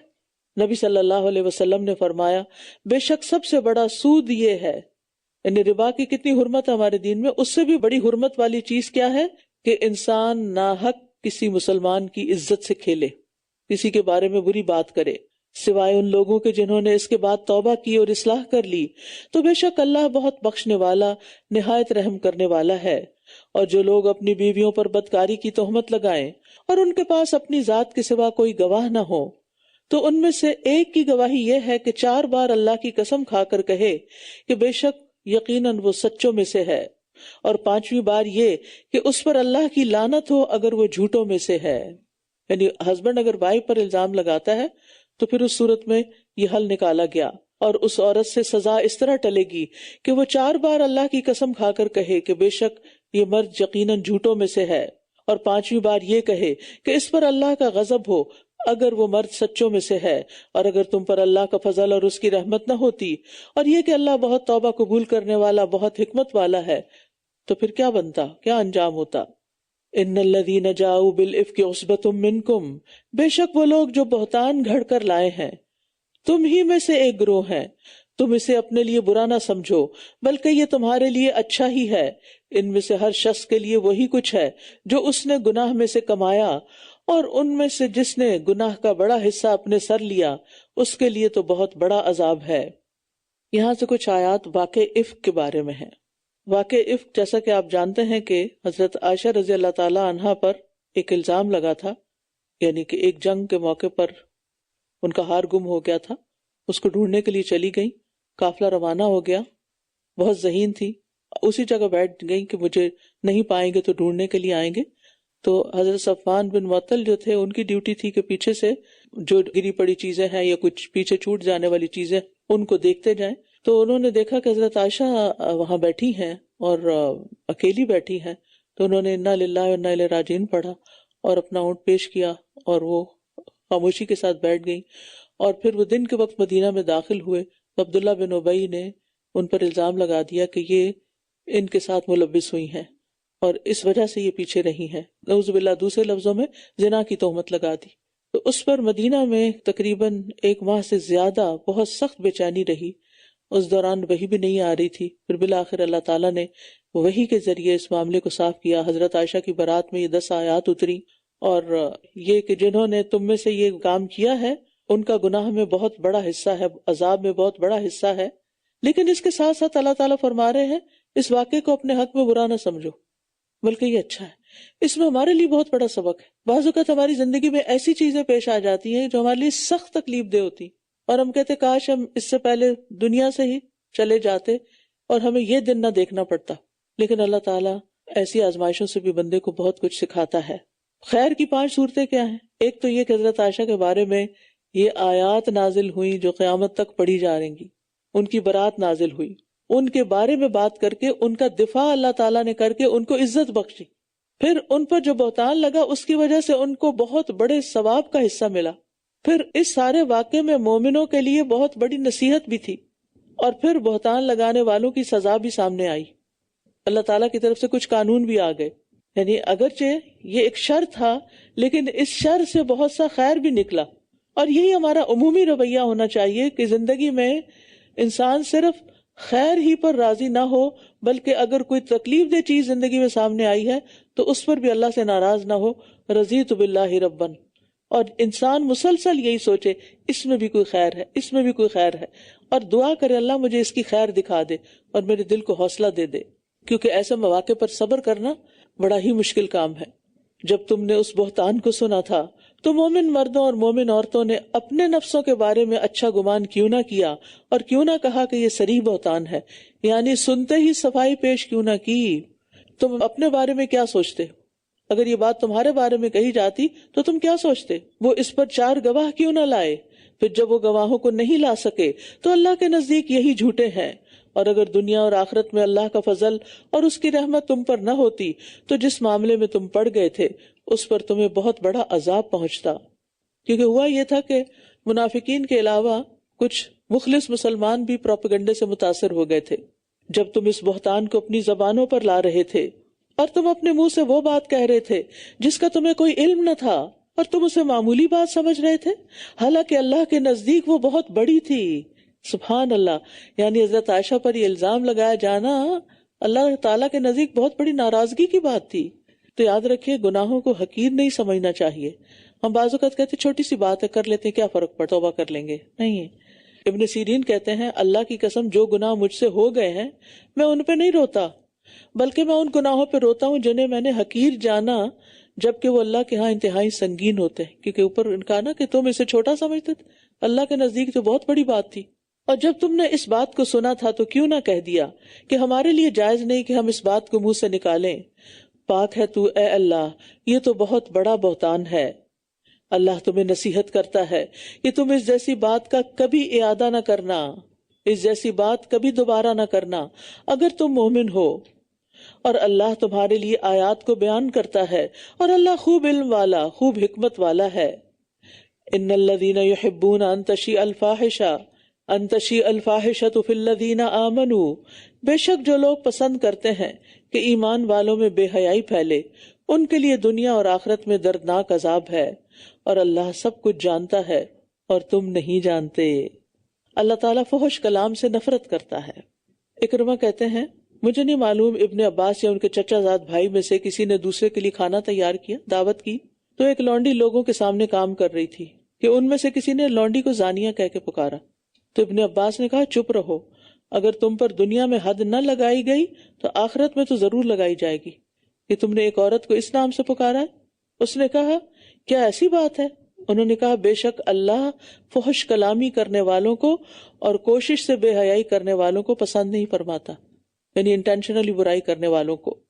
متفحش کا لفظ آیا، فاحش اور متفحش، یعنی متفحش وہ ہوتا ہے جس کے پاس بے حیائی کے اسباب اور ذرائع نہ ہوں اور وہ محنت اور کوشش کے ساتھ بے حیائی کا کام کرے۔ رسول اللہ صلی اللہ علیہ وسلم نے فرمایا بے شک اللہ بے حیائی پسند نہیں کرتا، بے حیا سے اور بے حیائی کی تلاش کرنے والے سے بغض رکھتا ہے۔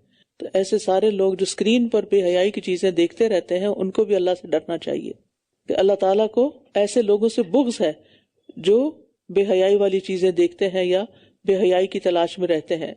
اور فرمایا قیامت اس وقت تک قائم نہ ہوگی جب تک ہر طرف فحش اور بتکلف فحش گوئی عام نہ ہو جائے گی، یعنی قیامت کے قریب فحش باتیں، بے حیائی کی باتیں کھلے عام کی جانے لگیں گی اور کوئی برا نہیں مانے گا۔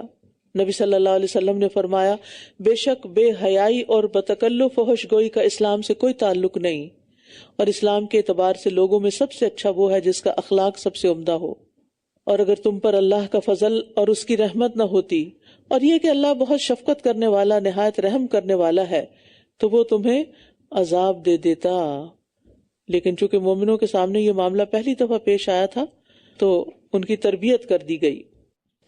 یا ایھا الذین آمنوا لا تتبعوا خطوات الشیطان، اے لوگو جو ایمان لائے ہو شیطان کے قدموں کی پیروی نہ کرو، اور جو شیطان کے قدموں کی پیروی کرتا ہے تو بے شک وہ بے حیائی اور برائی کا حکم دیتا ہے۔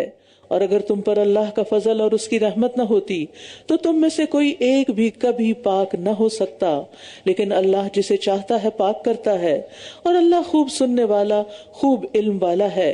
یعنی انسان جب بھی کوئی غلط کام کرتا ہے تو دراصل وہ شیطان کی اکساہٹ سے ہوتا ہے، تو اللہ سبحانہ تعالیٰ نے شیطان کے قدموں کی پیروی کرنے سے منع کیا ہے اور بے حیائی کے کاموں سے منع کیا ہے۔ اور اگر کسی کو اللہ تعالیٰ پاک نہ کرے تو انسان کبھی بھی پاک نہیں ہو سکتا۔ تو اس لیے انسان کو کوشش یہ کرنی چاہیے کہ وہ شیطان کے وسوسوں اور شیطان کی ڈالی ہوئی نجاستوں سے ہمیشہ بچتا رہے۔ وَلَا يَأْتَلِ أُولُو الْفَضْلِ مِنْكُمْ وَالسَّعَةِ أَنْ يُؤْتُوا أُولِي الْقُرْبَىٰ، اور تم میں سے جو صاحب فضل اور وسعت والے ہیں اس بات کی قسم نہ کھا لیں کہ وہ رشتہ داروں اور مسکینوں اور اللہ کے راستے میں ہجرت کرنے والوں کو کچھ مال نہیں دیں گے، بلکہ چاہیے کہ وہ معاف کر دیں اور درگزر کریں۔ کیا تم پسند نہیں کرتے کہ اللہ تمہیں معاف کر دے؟ اور اللہ بہت بخشنے والا، نہایت رحم کرنے والا ہے۔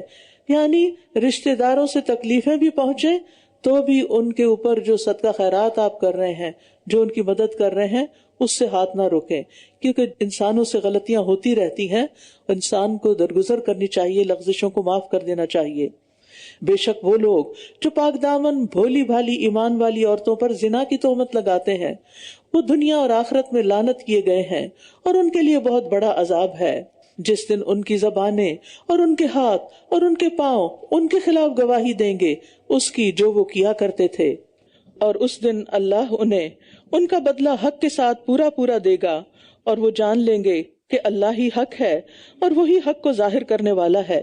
یعنی اگر انسان دنیا میں کسی سزا سے بچ بھی جاتا ہے تو قیامت کے دن نہیں بچ سکے گا، وہاں تو ہر ایک کو اس کے کیے کا پورا بدلہ مل کر رہے گا۔ خبیث عورتیں خبیث مردوں کے لیے اور خبیث مرد خبیث عورتوں کے لیے ہیں، اور پاکیزہ عورتیں پاکیزہ مردوں کے لیے اور پاکیزہ مرد پاکیزہ عورتوں کے لیے ہیں۔ یہ لوگ اس سے بری ہیں جو یہ ان کے بارے میں کہتے ہیں، ان کے لیے تو بخشش اور عزت والا رزق ہے۔ اے لوگو جو ایمان لائے ہو، اپنے گھروں کے سوا اور گھروں میں داخل نہ ہوا کرو جب تک کہ تم اجازت حاصل نہ کر لو، اور ان کے رہنے والوں پر سلام نہ کر لو، یہ بات تمہارے لیے بہتر ہے تاکہ تم نصیحت حاصل کرو۔ یعنی انسان کو کسی کے گھر میں کسی کی پرائیویسی میں مداخلت نہیں کرنی چاہیے، اور جب کسی کے گھر میں انسان داخل ہو تو سلام کر کے داخل ہو۔ پھر اگر تم ان گھروں میں کسی کو نہ پاؤ تو ان میں داخل نہ ہو یہاں تک کہ تمہیں اجازت دے دی جائے، اور اگر تم سے کہا جائے کہ واپس چلے جاؤ تو واپس چلے جایا کرو، یہ تمہارے لیے زیادہ پاکیزہ ہے، اور جو کچھ تم کرتے ہو اللہ اسے خوب جاننے والا ہے۔ ایسے غیر رہائشی گھر جن میں تمہارے لیے کوئی فائدہ ہو، جیسے بینکس ہیں یا اسکولز ہیں یا پبلک پلیسز ہیں، ان میں داخل ہونے میں تم پر کوئی گناہ نہیں، اور اللہ جانتا ہے جو کچھ تم ظاہر کرتے ہو اور جو کچھ تم چھپاتے ہو۔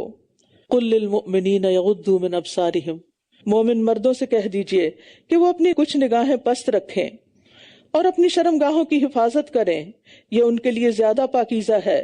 جو کچھ وہ کرتے ہیں اللہ اس کی خوب خبر رکھنے والا ہے۔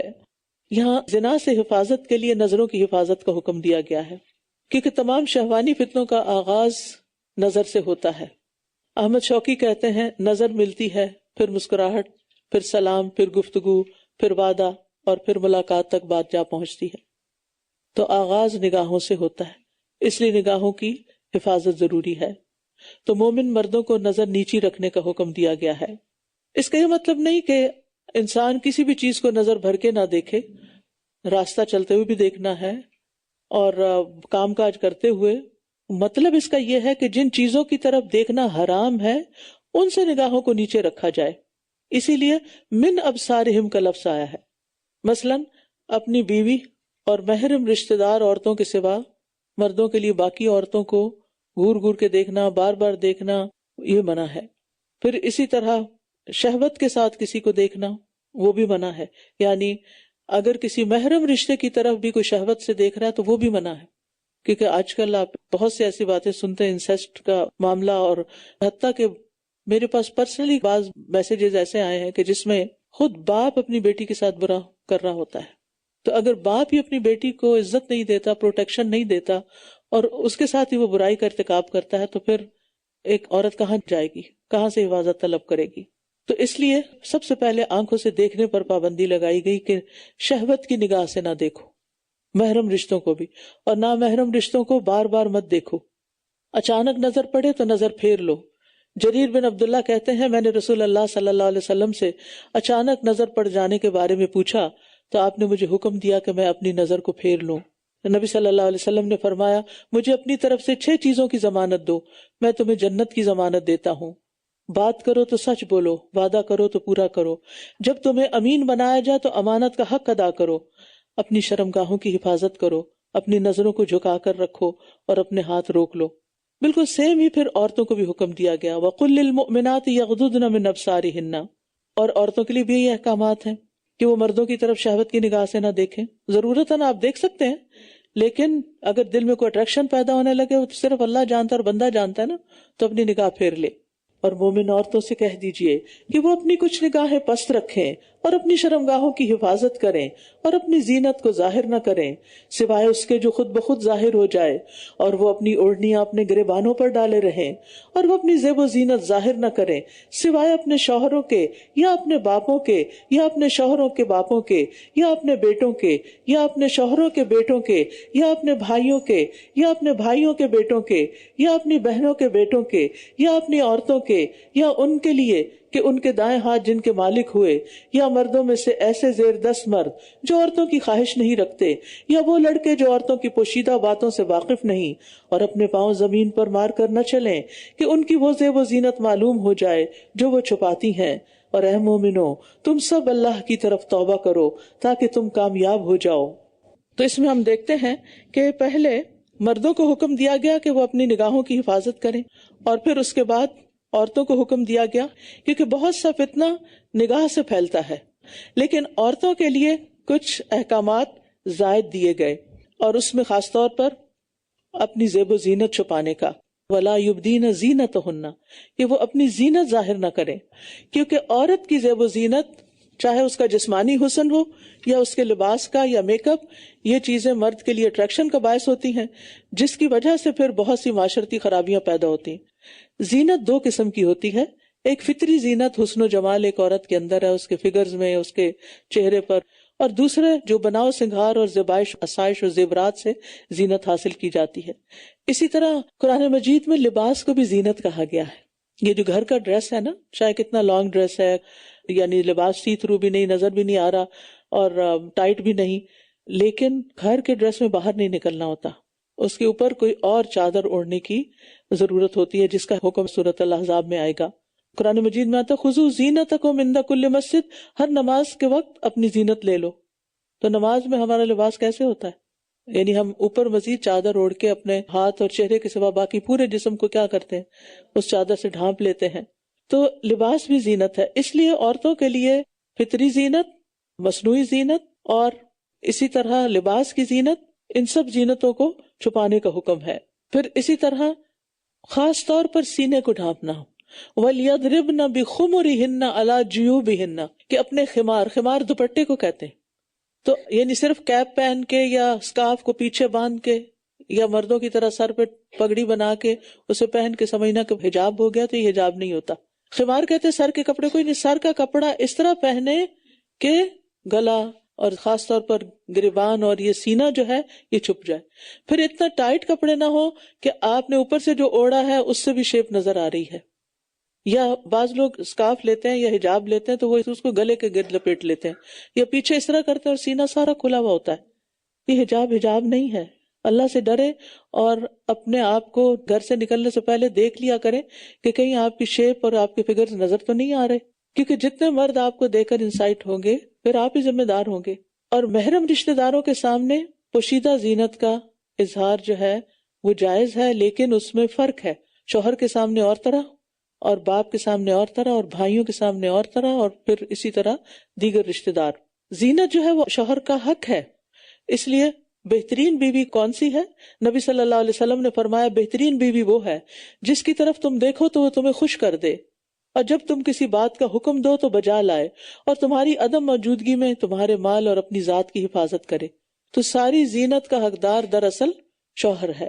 اور پھر اسی طرح او نسائہن جو کہا گیا کہ اپنی عورتوں کے سامنے، یعنی جو قابل اعتماد ہو، ہر عورت کے سامنے بھی اپنا سب کچھ نہیں کھولا جا سکتا، کیونکہ وہ بعض اوقات وہ بات آگے سے آگے پھیل جاتی ہے۔ اور پھر اسی طرح یہ ہے کہ نبی صلی اللہ علیہ وسلم نے فرمایا تمہاری بدترین عورتیں وہ ہیں جو زینت کا اظہار کرنے والی ہیں، تکبر سے چلنے والی ہیں، ایسی عورتیں منافق ہیں، ان میں سے کوئی بھی جنت میں داخل نہیں ہوگی مگر سرخ چونچ اور سرخ پیر والے کبے کی طرح، یعنی بہت کم۔ پھر اسی طرح ایک اور حدیث میں آتا ہے کہ بنی اسرائیل میں ایک کوتاہ قد عورت تھی جس نے لکڑی کے جوتے بنوا رکھے تھے، وہ پست قد عورتوں کے درمیان چلتی تھی اور سونے کی ایسی انگوٹھی پہنتی تھی جس کے نگینے میں بہترین خوشبو کستوری بھر لیتی، جب کسی مجلس کے پاس سے گزرتی تو نگینے کو ہلاتی، خوشبو پھیل جاتی۔ اور ایک روایت میں ہے کہ اس نے نگینے کا ایک ڈھکن بنوایا ہوا تھا کہ جب وہ کسی مجلس یعنی مردوں وغیرہ کے پاس سے گزرتی تو وہ خوشبو کو کھول دیتی۔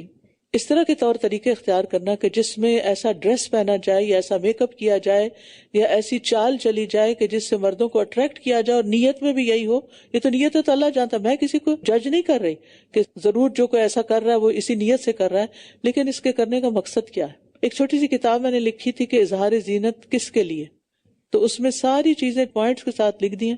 آئی ہوپ کہ بک سٹال میں یہ موجود ہو تو اس کو لے کے اچھی طرح پڑھ لیجئے اور دوسروں کو بھی پڑھوا دیجئے، تاکہ آپ اللہ تعالیٰ کے اس خاص حکم پر عمل کر کے اللہ کی رحمت کے مستحق ہوں، کیونکہ یہ بھی اللہ ہی کا حکم ہے، اور اللہ سبحانہ وتعالیٰ جو ہے وہ ہمارے لیے زیادہ بہتر جانتے ہیں اور ہمیں بہتر طور پر گائیڈ کرتے ہیں۔ اس لیے اللہ تعالیٰ کے احکامات کو دل و جان سے قبول کرنا چاہیے، اور اس میں کسی قسم کا دل تنگ نہیں ہونا چاہیے کہ اچھا میں قرآن نہیں پڑھتی کیونکہ پڑھوں گی تو پھر عمل کرنا پڑے گا، اور عمل کرنا مشکل لگتا ہے۔ تو بات یہ ہے کہ عمل مشکل نہیں ہے اگر انسان ارادہ کر لے۔ اور ویسے بھی آپ دیکھیں کہ سورت کے شروع میں اللہ تعالیٰ نے کیا فرما دیا کہ یہ کیا ہے، یہ صورت اس کو ہم نے نازل کیا اور اس کو ہم نے فرض کیا، لہٰذا یہ احکامات جو ہیں یہ فرض کے درجے میں ہیں، اور اگر ان احکامات پر عمل ہوگا اور عمل کے ساتھ ساتھ پھر آپ دیکھیے کہ دوبارہ بھی کیا کہا گیا کہ اللہ کی طرف سب مل کر توبہ کرو اے مومنو تاکہ تم فلاح پا جاؤ، اور تم میں سے جو لوگ بے نکاح ہوں اور اپنے غلاموں اور لونڈیوں میں سے جو نیک ہوں ان کا نکاح کر دیا کرو، اگر وہ محتاج ہوں گے تو اللہ ان کو اپنے فضل سے غنی کر دے گا، اور اللہ خوب وسعت والا خوب علم والا ہے۔ اور جو لوگ نکاح کی وسعت نہیں پاتے انہیں پاک دامنی اختیار کرنی چاہیے یہاں تک کہ اللہ ان کو اپنے فضل سے غنی کر دے، اور تمہارے غلاموں میں سے جو کوئی مکاتبت آزادی کی تحریر چاہتے ہوں اگر تم ان میں کوئی بھلائی جانو تو ان سے مکاتبت کر لو اور انہیں اللہ کے مال میں سے دو جو اس نے تمہیں دیا ہے، اور اگر تمہاری باندیاں یعنی لونڈیاں پاک دامنی اختیار کرنا چاہیں تو تم انہیں دنیا کی زندگی کا سامان چاہنے کی غرض سے بدکاری پہ مجبور نہ کرو، اور جو انہیں مجبور کرے گا تو بے شک اللہ انہیں مجبور کیے جانے کے بعد بہت بخشنے والا نہایت رحم کرنے والا ہے۔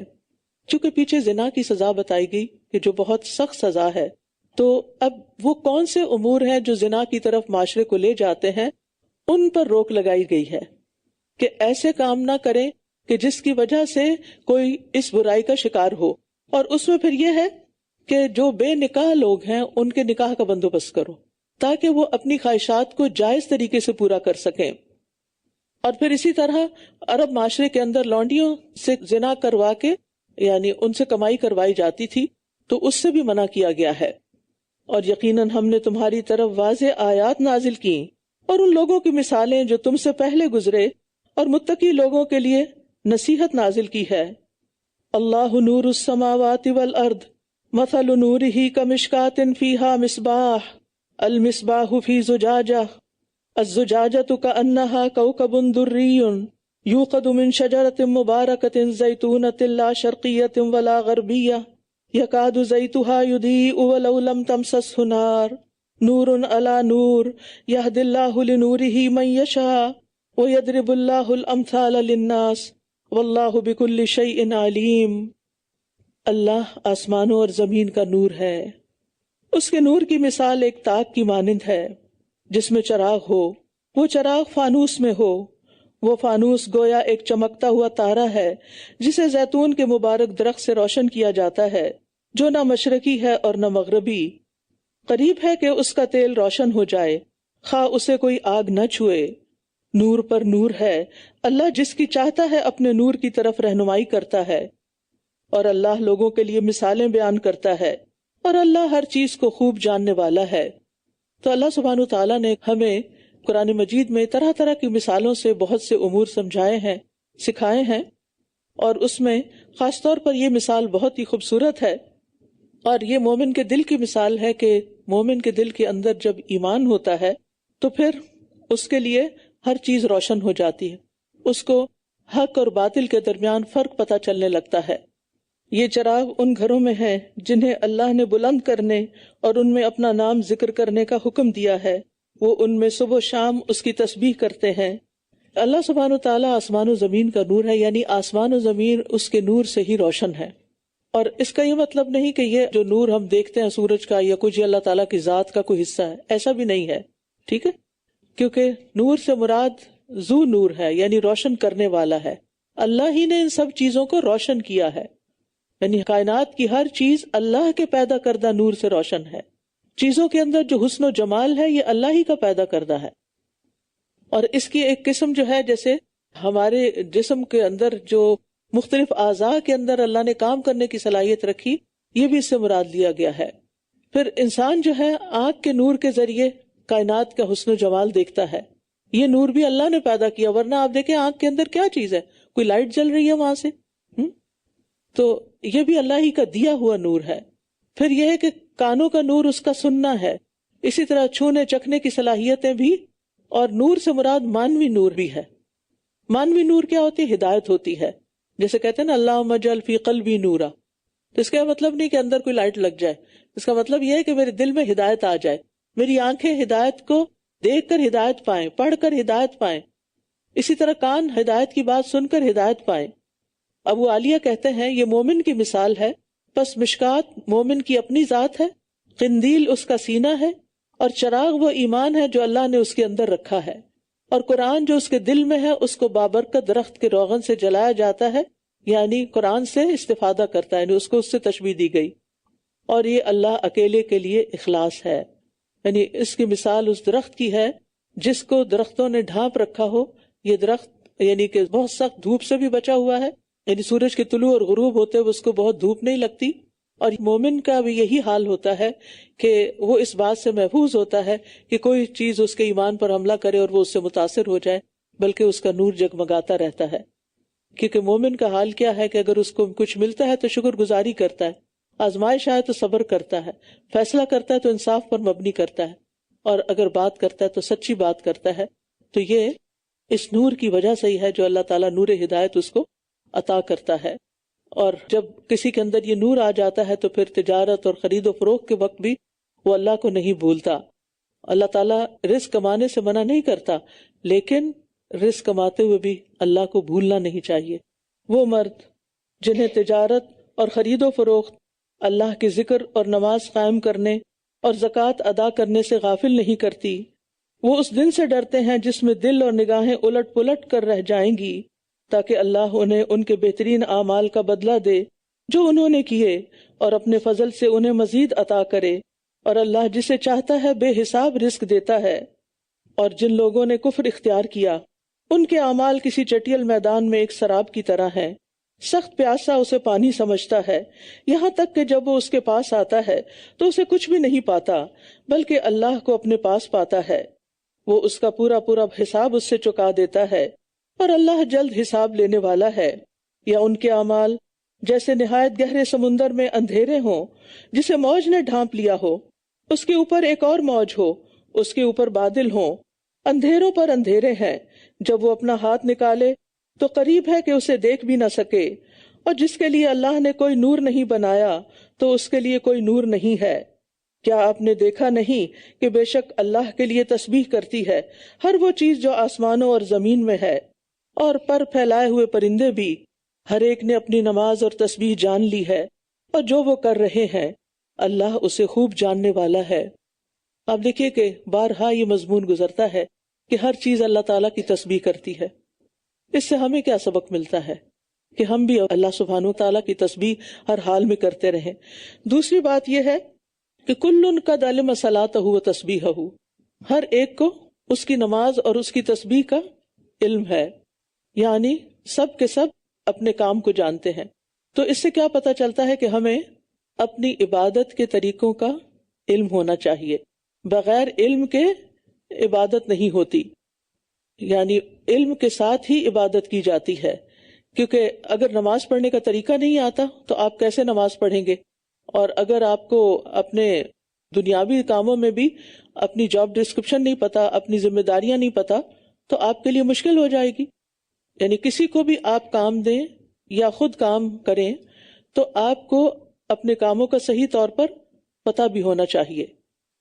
وَلِلَّهِ مُلْكُ السَّمَاوَاتِ وَالْأَرْضِ وَإِلَى اللَّهِ الْمَصِيرُ، اور آسمانوں اور زمین کی بادشاہت اللہ ہی کی ہے اور اللہ ہی کی طرف لوٹ کر جانا ہے۔ أَلَمْ تَرَ أَنَّ اللَّهَ يُزْجِي سَحَابًا ثُمَّ يُؤَلِّفُ بَيْنَهُ، کیا آپ نے دیکھا نہیں کہ بے شک اللہ ہی بادلوں کو چلاتا ہے، پھر وہ انہیں آپس میں ملا دیتا ہے، پھر وہ انہیں تہ بتہ کر دیتا ہے، پھر آپ دیکھتے ہیں کہ بارش ان کے درمیان سے نکل رہی ہے، اور وہ آسمان سے ان برف کے پہاڑوں سے جو اس میں ہیں اولے برساتا ہے، پھر جس پر وہ چاہتا ہے ان کو گرا دیتا ہے، اور جس سے وہ چاہتا ہے ان کو پھیر دیتا ہے، قریب ہے کہ اس کی بجلی کی چمک نگاہوں کو لے جائے۔ تو اس میں آپ دیکھیے کہ اللہ سبحانہ وتعالیٰ اپنی قدرت کی کچھ نشانیاں ہمیں دکھا رہے ہیں کہ مختلف چیزیں کس طرح کام کر رہی ہیں۔ یعنی ہوائیں بہت سے کام کرتی ہیں، ہوائیں پھر بادل اٹھاتی ہیں، اور بادل چلتے ہیں، یعنی پانی کتنا ہیوی ہوتا ہے، یعنی ایک ڈرم آپ اگر ہاتھ سے اٹھانا چاہیں تو اکیلے اٹھا نہیں سکتے، آپ کو دوسروں کی مدد چاہیے ہوتی ہے۔ تو کس طرح ہوا جیسی وہ چیز جو نظر ہی نہیں آتی، اللہ تعالیٰ کی قدرت کی نشانی، کس طرح جب بھاپ اٹھتی ہے اور ہوا اس کو کس طرح اٹھا لیتی، یعنی وہ عمل کیا ہوگا ہوا کے اٹھانے کا، اور پھر اٹھا کے اس کو ایک مناسب مقدار میں اوپر جاتی۔ اگر وہ بہت اوپر کے آسمانوں کی تو وسعت بہت ہے، بہت اوپر چلے جائے، یا اگر قریب قریب ہی رہے تو وہ مقصد پورا نہیں ہوتا کہ جس کے ساتھ یہ عمل ہو رہا ہوتا ہے۔ اور پھر یہ کہ صرف بارش نہیں برستی بلکہ برف بھی برستی ہے، اولے برستے ہیں۔ ان سب چیزوں میں اللہ تعالیٰ کی قدرت کی نشانیاں ہیں۔ اللہ رات اور دن کو الٹ پلٹ کرتا رہتا ہے، یقیناً اس میں اہل بصیرت کے لیے بڑی عبرت ہے۔ اور اللہ نے ہر طرح کے جاندار پانی سے پیدا کیے ہیں، تو ان میں سے کچھ اپنے پیٹ کے بل چلتے ہیں، اور ان میں سے کچھ اپنے 2 پاؤں پر چلتے ہیں، اور ان میں سے کچھ 4 پر۔ اللہ جو چاہتا ہے پیدا کرتا ہے، بے شک اللہ ہر چیز پر خوب قدرت رکھنے والا ہے۔ یعنی ایک ہی پانی سے پیدا ہونے والی مختلف چیزیں، کتنی ویرائٹی ہے ان کے اندر، چاہے وہ پودے ہوں، چاہے وہ جانور ہوں، اور یہ بھی اللہ تعالیٰ کی توحید کی علامت ہے۔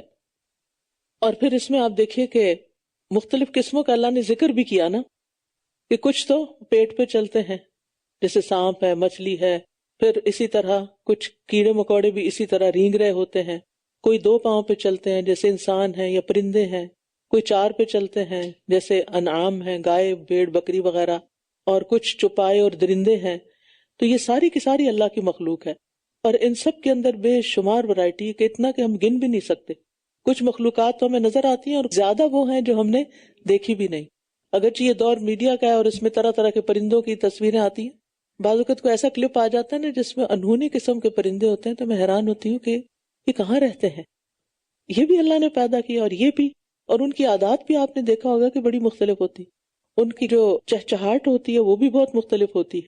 اگر ان پر ہم غور کریں اور ان چیزوں کو صرف انٹرٹینمنٹ کی نظر سے نہ دیکھیں بلکہ اللہ کی قدرت کی نشانی کے طور پر دیکھیں تو اس میں ہمارے لیے بہت بڑا سبق ہے۔ اور سب سے بڑا یہ کہ اللہ تعالیٰ جس کو جیسے چاہے پیدا کر دے، ہمارے اعتراض کی کوئی مجال نہیں، کوئی گنجائش نہیں۔ بے شک ہم نے واضح آیات نازل کی ہیں، اور اللہ جسے چاہتا ہے سیدھے رستے کی طرف ہدایت دیتا ہے۔ اور یہ کہتے ہیں ہم اللہ اور رسول پر ایمان لائے ہیں، اور ہم نے اطاعت کی، پھر اس کے بعد ان میں سے ایک گروہ منہ پھیر لیتا ہے، اور یہ لوگ ہرگز ایمان لانے والے نہیں ہیں۔ اور جب یہ اللہ اور اس کے رسول کی طرف بلائے جاتے ہیں تاکہ وہ ان کے درمیان فیصلہ کر دیں، تب بھی ان میں سے ایک گروہ کے لوگ منہ پھیرنے والے ہوتے ہیں، اور اگر حق ان کی موافقت میں ہو تو یہ اس کی طرف مطیع ہو کر چلے آتے ہیں۔ یعنی کچھ لوگ فائدہ دیکھ کر شریعت کی پیروی کرتے ہیں، اور جب فائدہ نظر نہیں آتا تو احکامات میں کیڑے نکالنے لگتے ہیں۔ یعنی کس قدر ناشکری کی بات ہے۔ یعنی کسی ایک حکم پر اگر ہمیں عمل کرنا مشکل لگتا ہے دوسرے کی نسبت، تو یہ سوچنا چاہیے وہ بھی میرے اللہ کا حکم ہے، یہ بھی اللہ کا حکم ہے، اس میں بھی میرے لیے خیر ہے اور اس میں بھی میرے لیے خیر ہے۔ اور اسلام کا مطلب کیا ہے، مفہوم کیا ہے؟ اپنے آپ کو اللہ کے حوالے کر دینا۔ افی قلوبہم مرض، ایسا کرنے والوں سے اللہ تعالیٰ پوچھتے ہیں کیا ان کے دلوں میں کوئی بیماری ہے؟ کیونکہ یہ دل کی بیماری کی علامت ہوتی ہے اللہ تعالیٰ کے احکامات پر اعتراض کرنا، یا یہ شک میں پڑ گئے ہیں، یا یہ ڈرتے ہیں کہ اللہ اور اس کا رسول ان کی حق تلفی کرے گا، بلکہ یہ لوگ خود ہی ظالم ہیں۔ انما کان قول المؤمنین اذا دعوا الی اللہ ورسولہ لیحکم بینہم ان یقولوا سمعنا واطعنا واولئک ھم المفلحون۔ بے شک مومنوں کی بات تو یہی ہوتی ہے کہ جب بھی وہ اللہ اور اس کے رسول کی طرف بلائے جاتے ہیں تاکہ وہ ان کے درمیان فیصلہ کر دیں تو وہ کہتے ہیں ہم نے سنا اور ہم نے مان لیا، اور یہی وہ لوگ ہیں جو فلاح پانے والے ہیں۔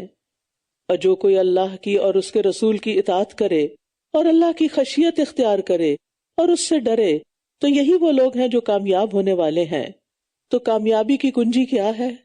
ہر شخص سکسیسفل ہونا چاہتا ہے نا، اللہ اور رسول کی اطاعت اور اللہ کا خوف اور اس کی خشیت، کہ انسان اللہ کی اطاعت کرتے ہوئے، عبادت کرتے ہوئے بھی اس سے ڈرتا رہے، اور اگر کوئی کوتاہی ہو جائے تو توبہ کر لے، معافی مانگے، تو پھر جو اللہ سے ڈرے گا اللہ تعالیٰ اس سے راضی ہوگا اور اس کو سیدھے راستے کی ہدایت بھی دے گا۔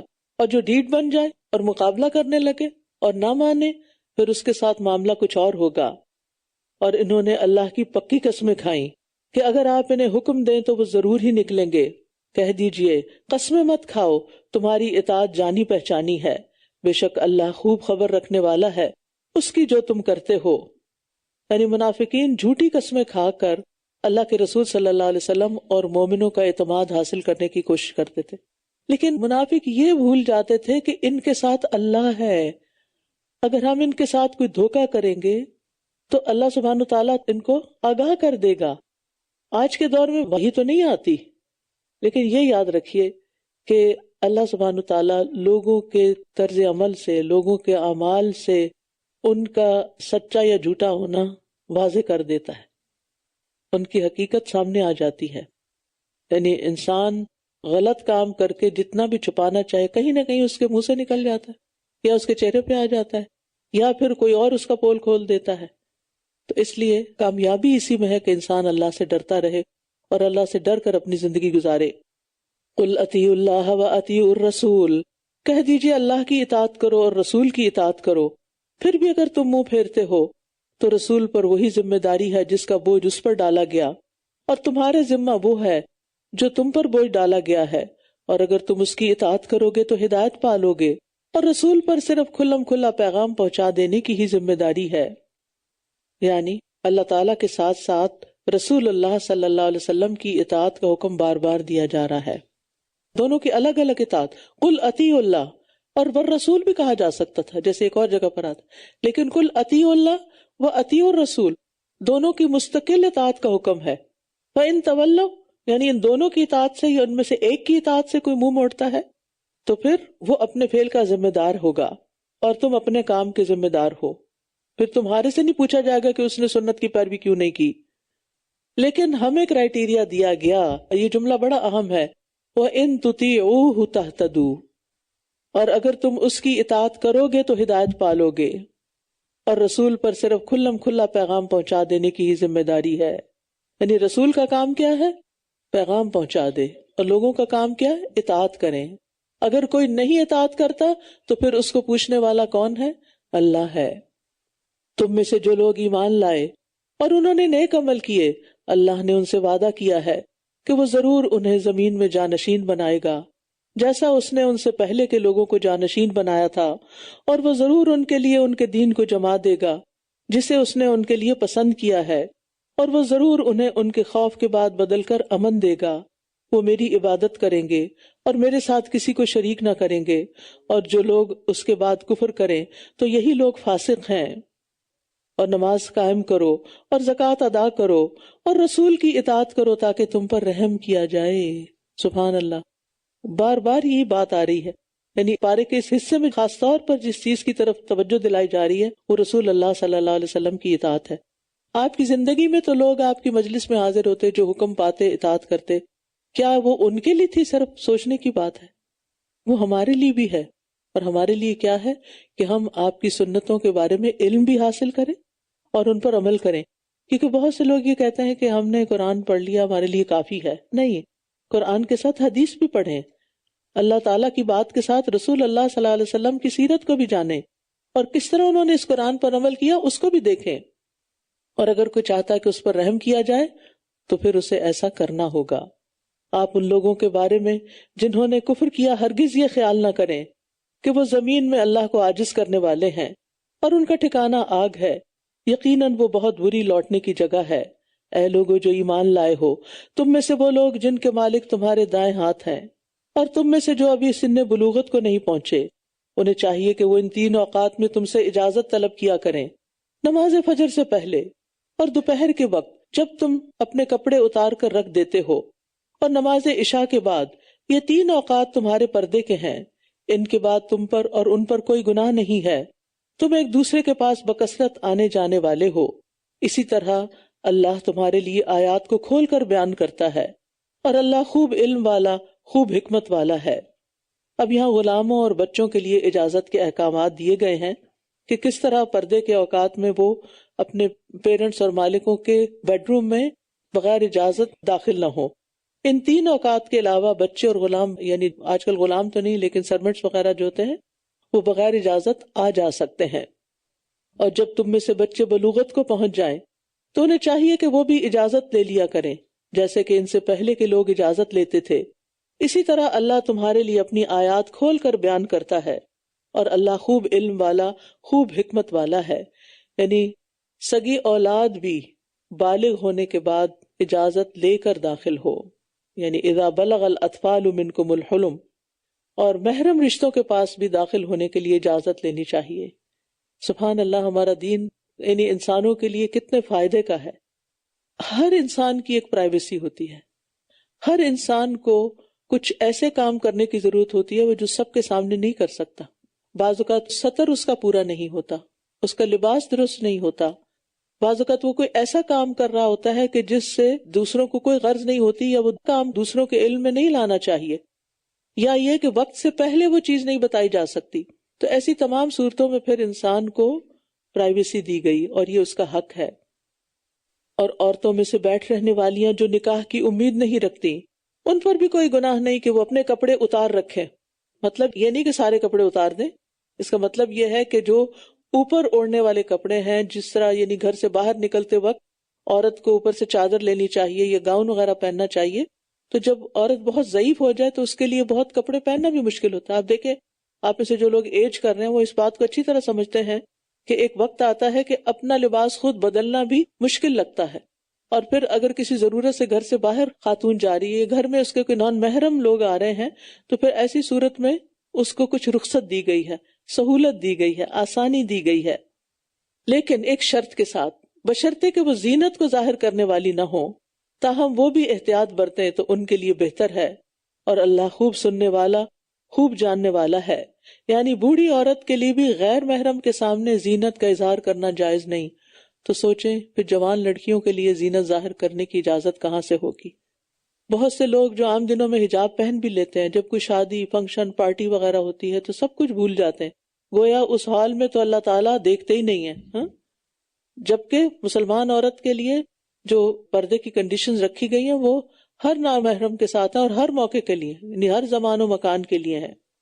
پھر فرمایا نہ اندھے پر کوئی گناہ ہے، اور نہ لنگڑے پر، اور نہ ہی مریض پر، اور نہ خود تم پر کہ تم اپنے گھروں سے کھاؤ، یا اپنے باپوں کے گھروں سے، یا اپنی ماؤں کے گھروں سے، یا اپنے بھائیوں کے گھروں سے، یا اپنی بہنوں کے گھروں سے، یا اپنے چچاؤں کے گھروں سے، یا اپنی پھپھیوں کے گھروں سے، یا اپنے ماموں کے گھروں سے، یا اپنی خالاؤں کے گھروں سے، یا وہ گھر جن کی کنجیوں کے تم مالک ہو، یا اپنے دوست کے گھر سے۔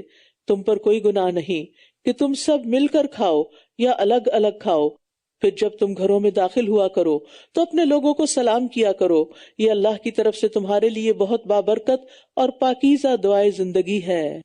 اپنے گھر میں بھی سلام کو رواج دو، کیونکہ سلام محبت بڑھانے کا ذریعہ ہے۔ اللہ تمہارے لیے اسی طرح آیات کھول کھول کر بیان کرتا ہے تاکہ تم عقل سے کام لو۔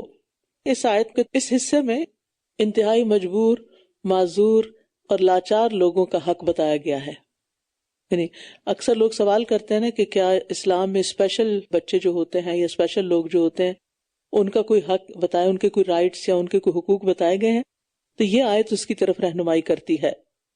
پورے معاشرے پر ان لوگوں کا حق ہے، وہ کہیں سے بھی کھا سکتے ہیں، کہیں بھی جا سکتے ہیں اپنی ضرورت کے تحت، اور ان کو بھی یہ نہیں سمجھنا چاہیے کہ ہم دوسرے کے لیے کوئی تکلیف ہے یا مصیبت ہے، کیونکہ بعض اوقات ان کا کانفیڈنس ختم ہو جاتا ہے۔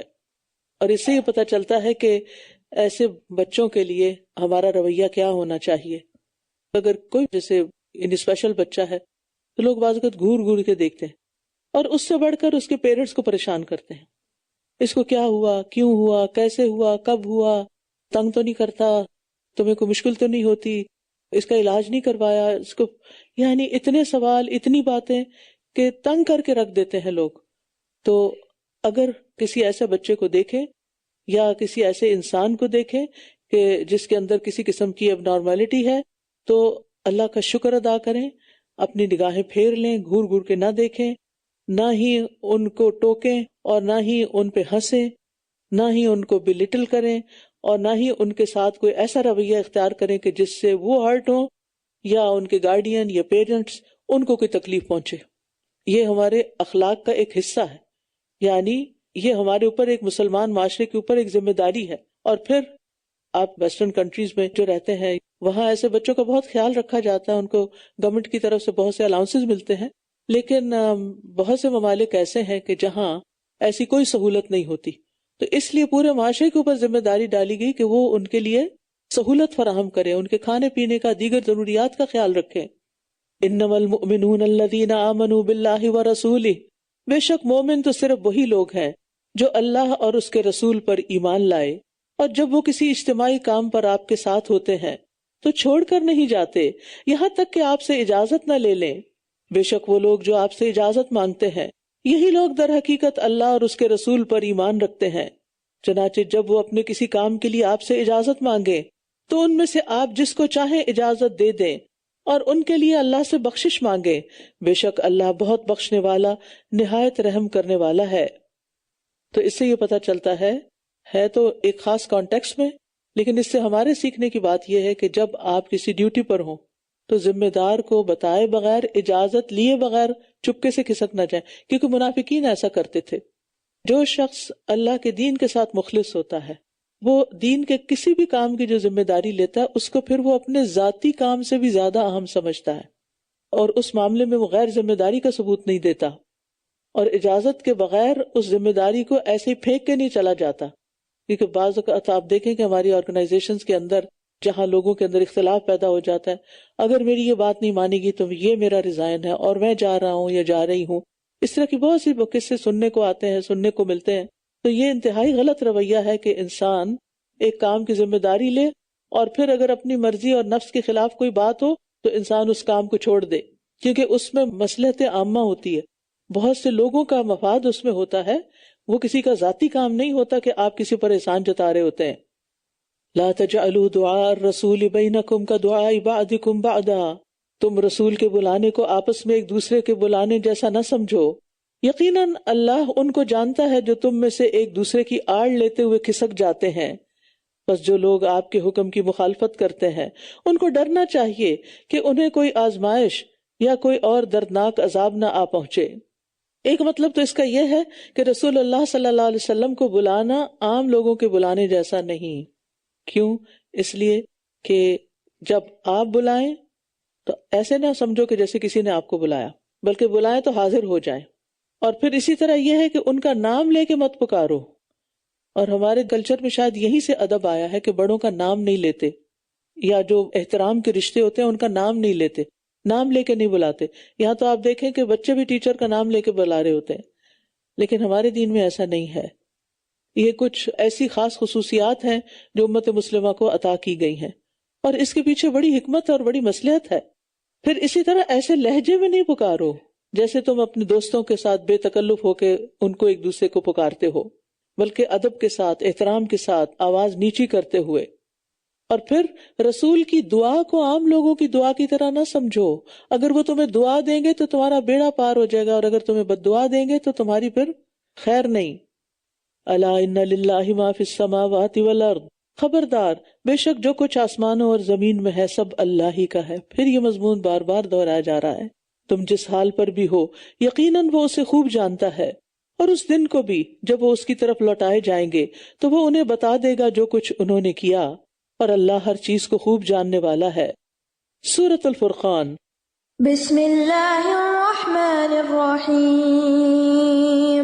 تبارک الذی نزل الفرقان علی عبده لیکون للعالمین نذیرا، الذی له ملک السماوات والارض ولم يتخذ ولدا ولم يكن له شريك في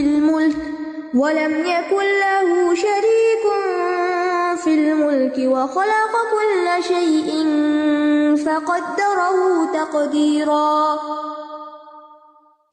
تبارک الذی نزل الفرقان علی عبده لیکون للعالمین نذیرا، بہت بابرکت ہے وہ ذات جس نے اپنے بندے پر فرقان یعنی قرآن نازل کیا تاکہ وہ تمام جہان والوں کو خبردار کرنے والا بن جائے۔ تو بہت بابرکت کس کی طرف اشارہ ہے؟ اللہ سبحانہ وتعالیٰ کی طرف، کہ ہر طرح کی خیر کا مالک ہے اور ہر خیر اسی کی طرف سے آتی ہے۔ الذی لہ ملک السماوات والارض، اسی کے لیے ہے آسمانوں اور زمین کی بادشاہت، اور اس نے نہ کوئی اولاد بنائی اور نہ ہی بادشاہت میں اس کا کوئی شریک ہے، اور اسی نے ہر چیز کو پیدا کیا پھر اس کا خوب اندازہ مقرر کیا۔ توحید پر 4 مضبوط دلائل دیے گئے ہیں۔ لہو ملک السماوات والارض، نمبر 2 ولم یتخذ ولدا، نمبر 3 ولم یکن لہ شریک فی الملک، اور نمبر 4 وخلق کل شیء فقدرہ تقدیرا، اور انہوں نے اس کے سوا کئی اور معبود بنا رکھے ہیں جو کوئی چیز پیدا نہیں کر سکتے بلکہ یہ تو خود پیدا کیے جاتے ہیں، اور یہ اپنے لیے کسی نفع و نقصان کا کوئی اختیار نہیں رکھتے، اور نہ ہی یہ موت اور زندگی کا اور نہ ہی دوبارہ جی اٹھنے کا کوئی اختیار رکھتے ہیں۔ اور جن لوگوں نے کفر کیا تھا کہنے لگے یہ قرآن تو محض ایک جھوٹ ہے جو اس نے خود گھڑ لیا ہے، اور کچھ اور لوگوں نے اس پر اس کی مدد کی ہے، در حقیقت یہ ظلم اور بہت بڑا جھوٹ گھڑ لائے ہیں۔ یعنی ظلم کا معاملہ کیا ہے انہوں نے، یہ ظلم والی بات کی ہے۔ اور یہ کہنے لگے کہ یہ تو پہلوں کی کہانیاں ہیں جن کو اس نے لکھوا لیا ہے، بس یہ اس پر صبح و شام املا کروائی جاتی ہیں۔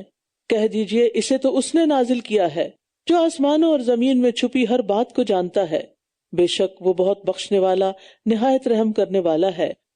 اور یہ کہنے لگے یہ کیسا رسول ہے جو کھانا کھاتا ہے اور بازاروں میں چلتا پھرتا ہے، اس پر کوئی فرشتہ کیوں نہیں اتارا گیا جو اس کے ساتھ لوگوں کو خبردار کرنے والا ہوتا۔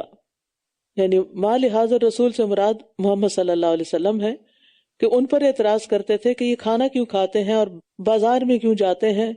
یعنی عام طور پر لوگوں کا خیال کیا ہوتا ہے کہ جو رسول ہو یا کوئی رسول کا وارث ہو وہ پھر ما فوق الفطرت ہو، اس کے اندر انسانوں والی کوئی بات نہ ہو۔ لیکن نبی صلی اللہ علیہ وسلم کی یہ عاجزی تھی کہ آپ اپنے کام خود کر لیتے تھے۔ نبوت سے پہلے تو آپ نے تجارت بھی کی اور بھی دیگر کام کیے، اور بعد میں بھی خندق کھودنے کے موقع پر آپ دیکھیں آپ ساتھ شریک ہوتے ہیں، اسی طرح دیگر کئی مواقع پر بھی صحابہ کے ساتھ مل کے کام کرتے تھے، مسجد نبوی مل کے ساتھ بنائی۔ او یلقا الیہ کنز، یا اس کی طرف کوئی خزانہ ہی ڈال دیا جاتا، یا اس کے لیے کوئی باغ ہی ہوتا جس میں سے وہ کھایا کرتا۔ اور ظالم کہتے ہیں تم تو بس ایک سحر زدہ آدمی کی پیروی کر رہے ہو۔ دیکھیے یہ کس طرح آپ کے لیے مثالیں بیان کرتے ہیں، بس یہ ایسے بھٹک گئے ہیں کہ راستے پر آنے کی استطاعت نہیں رکھتے۔ بہت بابرکت ہے وہ ذات، اگر وہ چاہے تو آپ کے لیے اس سے بھی بہتر بہت سے ایسے باغات بنا دے جن کے نیچے نہریں بہتی ہوں، اور وہ آپ کے لیے بہت سے محلات بنا دے۔ بلکہ انہوں نے قیامت کی گھڑی کو جھٹلا دیا، اور جو قیامت کی گھڑی کو جھٹلائے اس کے لیے ہم نے بھڑکتی ہوئی آگ تیار کر رکھی ہے۔ جب وہ انہیں دور کی جگہ سے دیکھے گی تو وہ اس کی سخت غصے اور دھاڑنے کی آوازیں سنیں گے۔ استغفر اللہ۔ یعنی آگ کی ایک آواز ہوتی ہے نا، آپ چولہا بھی جلائیں تو اس کی ایک آواز ہوتی ہے، گیس وغیرہ بھی، تو کہاں یہ کہ جہنم کی آگ جس میں انسان اور پتھر اس کا ایندھن ہوں گے، وہ بھڑکے گی تو کیسی بھڑک ہوگی اس کی۔ حدیث میں آتا ہے کہ جہنم نے اللہ تعالیٰ سے اپنی شدید گرمی کی شکایت کی تو اللہ تعالیٰ نے اسے سال میں 2 سانس نکالنے کی اجازت دی۔ ہو سکتا ہے کوئی یہ کہے کہ جہنم کیسے بولتی ہے، تو اللہ نے ہر چیز کو بلوایا ہے، وہ اسی لیے تو تسبیح کر رہی ہے، اور اللہ نے ان کو پیدا کیا ہے نا، وہ ان کی زبان سمجھتا ہے۔ وہ جو بھی تسبیح کرتے ہیں، جو بھی دعا کرتے ہیں، جو بھی بات کرتے ہیں، وہ ان کا خالق ہے۔ اور جب وہ اس میں کسی تنگ جگہ پر جکڑے ہوئے ڈالے جائیں گے، وہاں یہ بس ہلاکت ہی کو پکاریں گے۔ آج تم ایک ہلاکت کو مت پکارو بلکہ بہت سی ہلاکتوں کو پکارو۔ کہہ دیجئے کیا یہ بہتر ہے یا ہمیشگی کی جنت جس کا وعدہ متقی لوگوں سے کیا گیا ہے، جو ان کے لیے بدلہ اور واپسی کی جگہ ہے۔ اس میں ان کے لیے وہ ہوگا جو وہ چاہیں گے، ہمیشہ رہنے والے ہیں۔ یہ آپ کے رب کے ذمہ ایک وعدہ ہے جس کی درخواست کی جا سکتی ہے۔ اور جس دن وہ انہیں اور جن کی یہ اللہ کے سوا عبادت کیا کرتے تھے اکٹھا کرے گا تو فرمائے گا کیا تم نے میرے ان بندوں کو گمراہ کیا تھا یا یہ خود راہ راست سے بھٹک گئے؟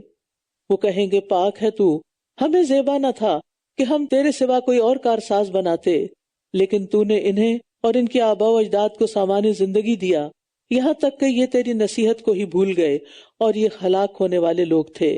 بس انہوں نے ان باتوں میں تمہیں جھٹلا دیا جو تم کہا کرتے تھے۔ اب نہ تو تم عذاب کو پھیرنے کی استطاعت رکھتے ہو اور نہ ہی کسی سے مدد لینے کی، اور جو کوئی تم میں سے ظلم کرے گا ہم اسے بہت بڑا عذاب چکھائیں گے۔ اور ہم نے آپ سے پہلے جو بھی رسول بھیجے تو وہ کھانا بھی کھاتے تھے اور بازاروں میں بھی چلتے پھرتے تھے، اور ہم نے تم میں سے ایک کو دوسرے کے لیے فتنہ بنا دیا، کیا تم صبر کرو گے؟ اور آپ کا رب خوب دیکھنے والا ہے۔ یہ بڑی اہم آیت ہے۔ بہت سے لوگ کس بات پہ پریشان رہتے ہیں؟ لوگوں کی تکلیفوں کی وجہ سے، کہ لوگ انہیں پریشان کرتے ہیں، حتیٰ کہ بچے اپنے والدین سے تنگ ہیں، والدین بچوں سے تنگ ہیں، بہن بھائی ایک دوسرے سے روٹھے اور کٹے ہوئے ہیں، ہسبینڈ وائف کے بیچ میں موافقت نہیں ہوتی، اور میل ملاپ والے دوست احباب ان سے تکلیفیں پہنچتی رہتی ہیں۔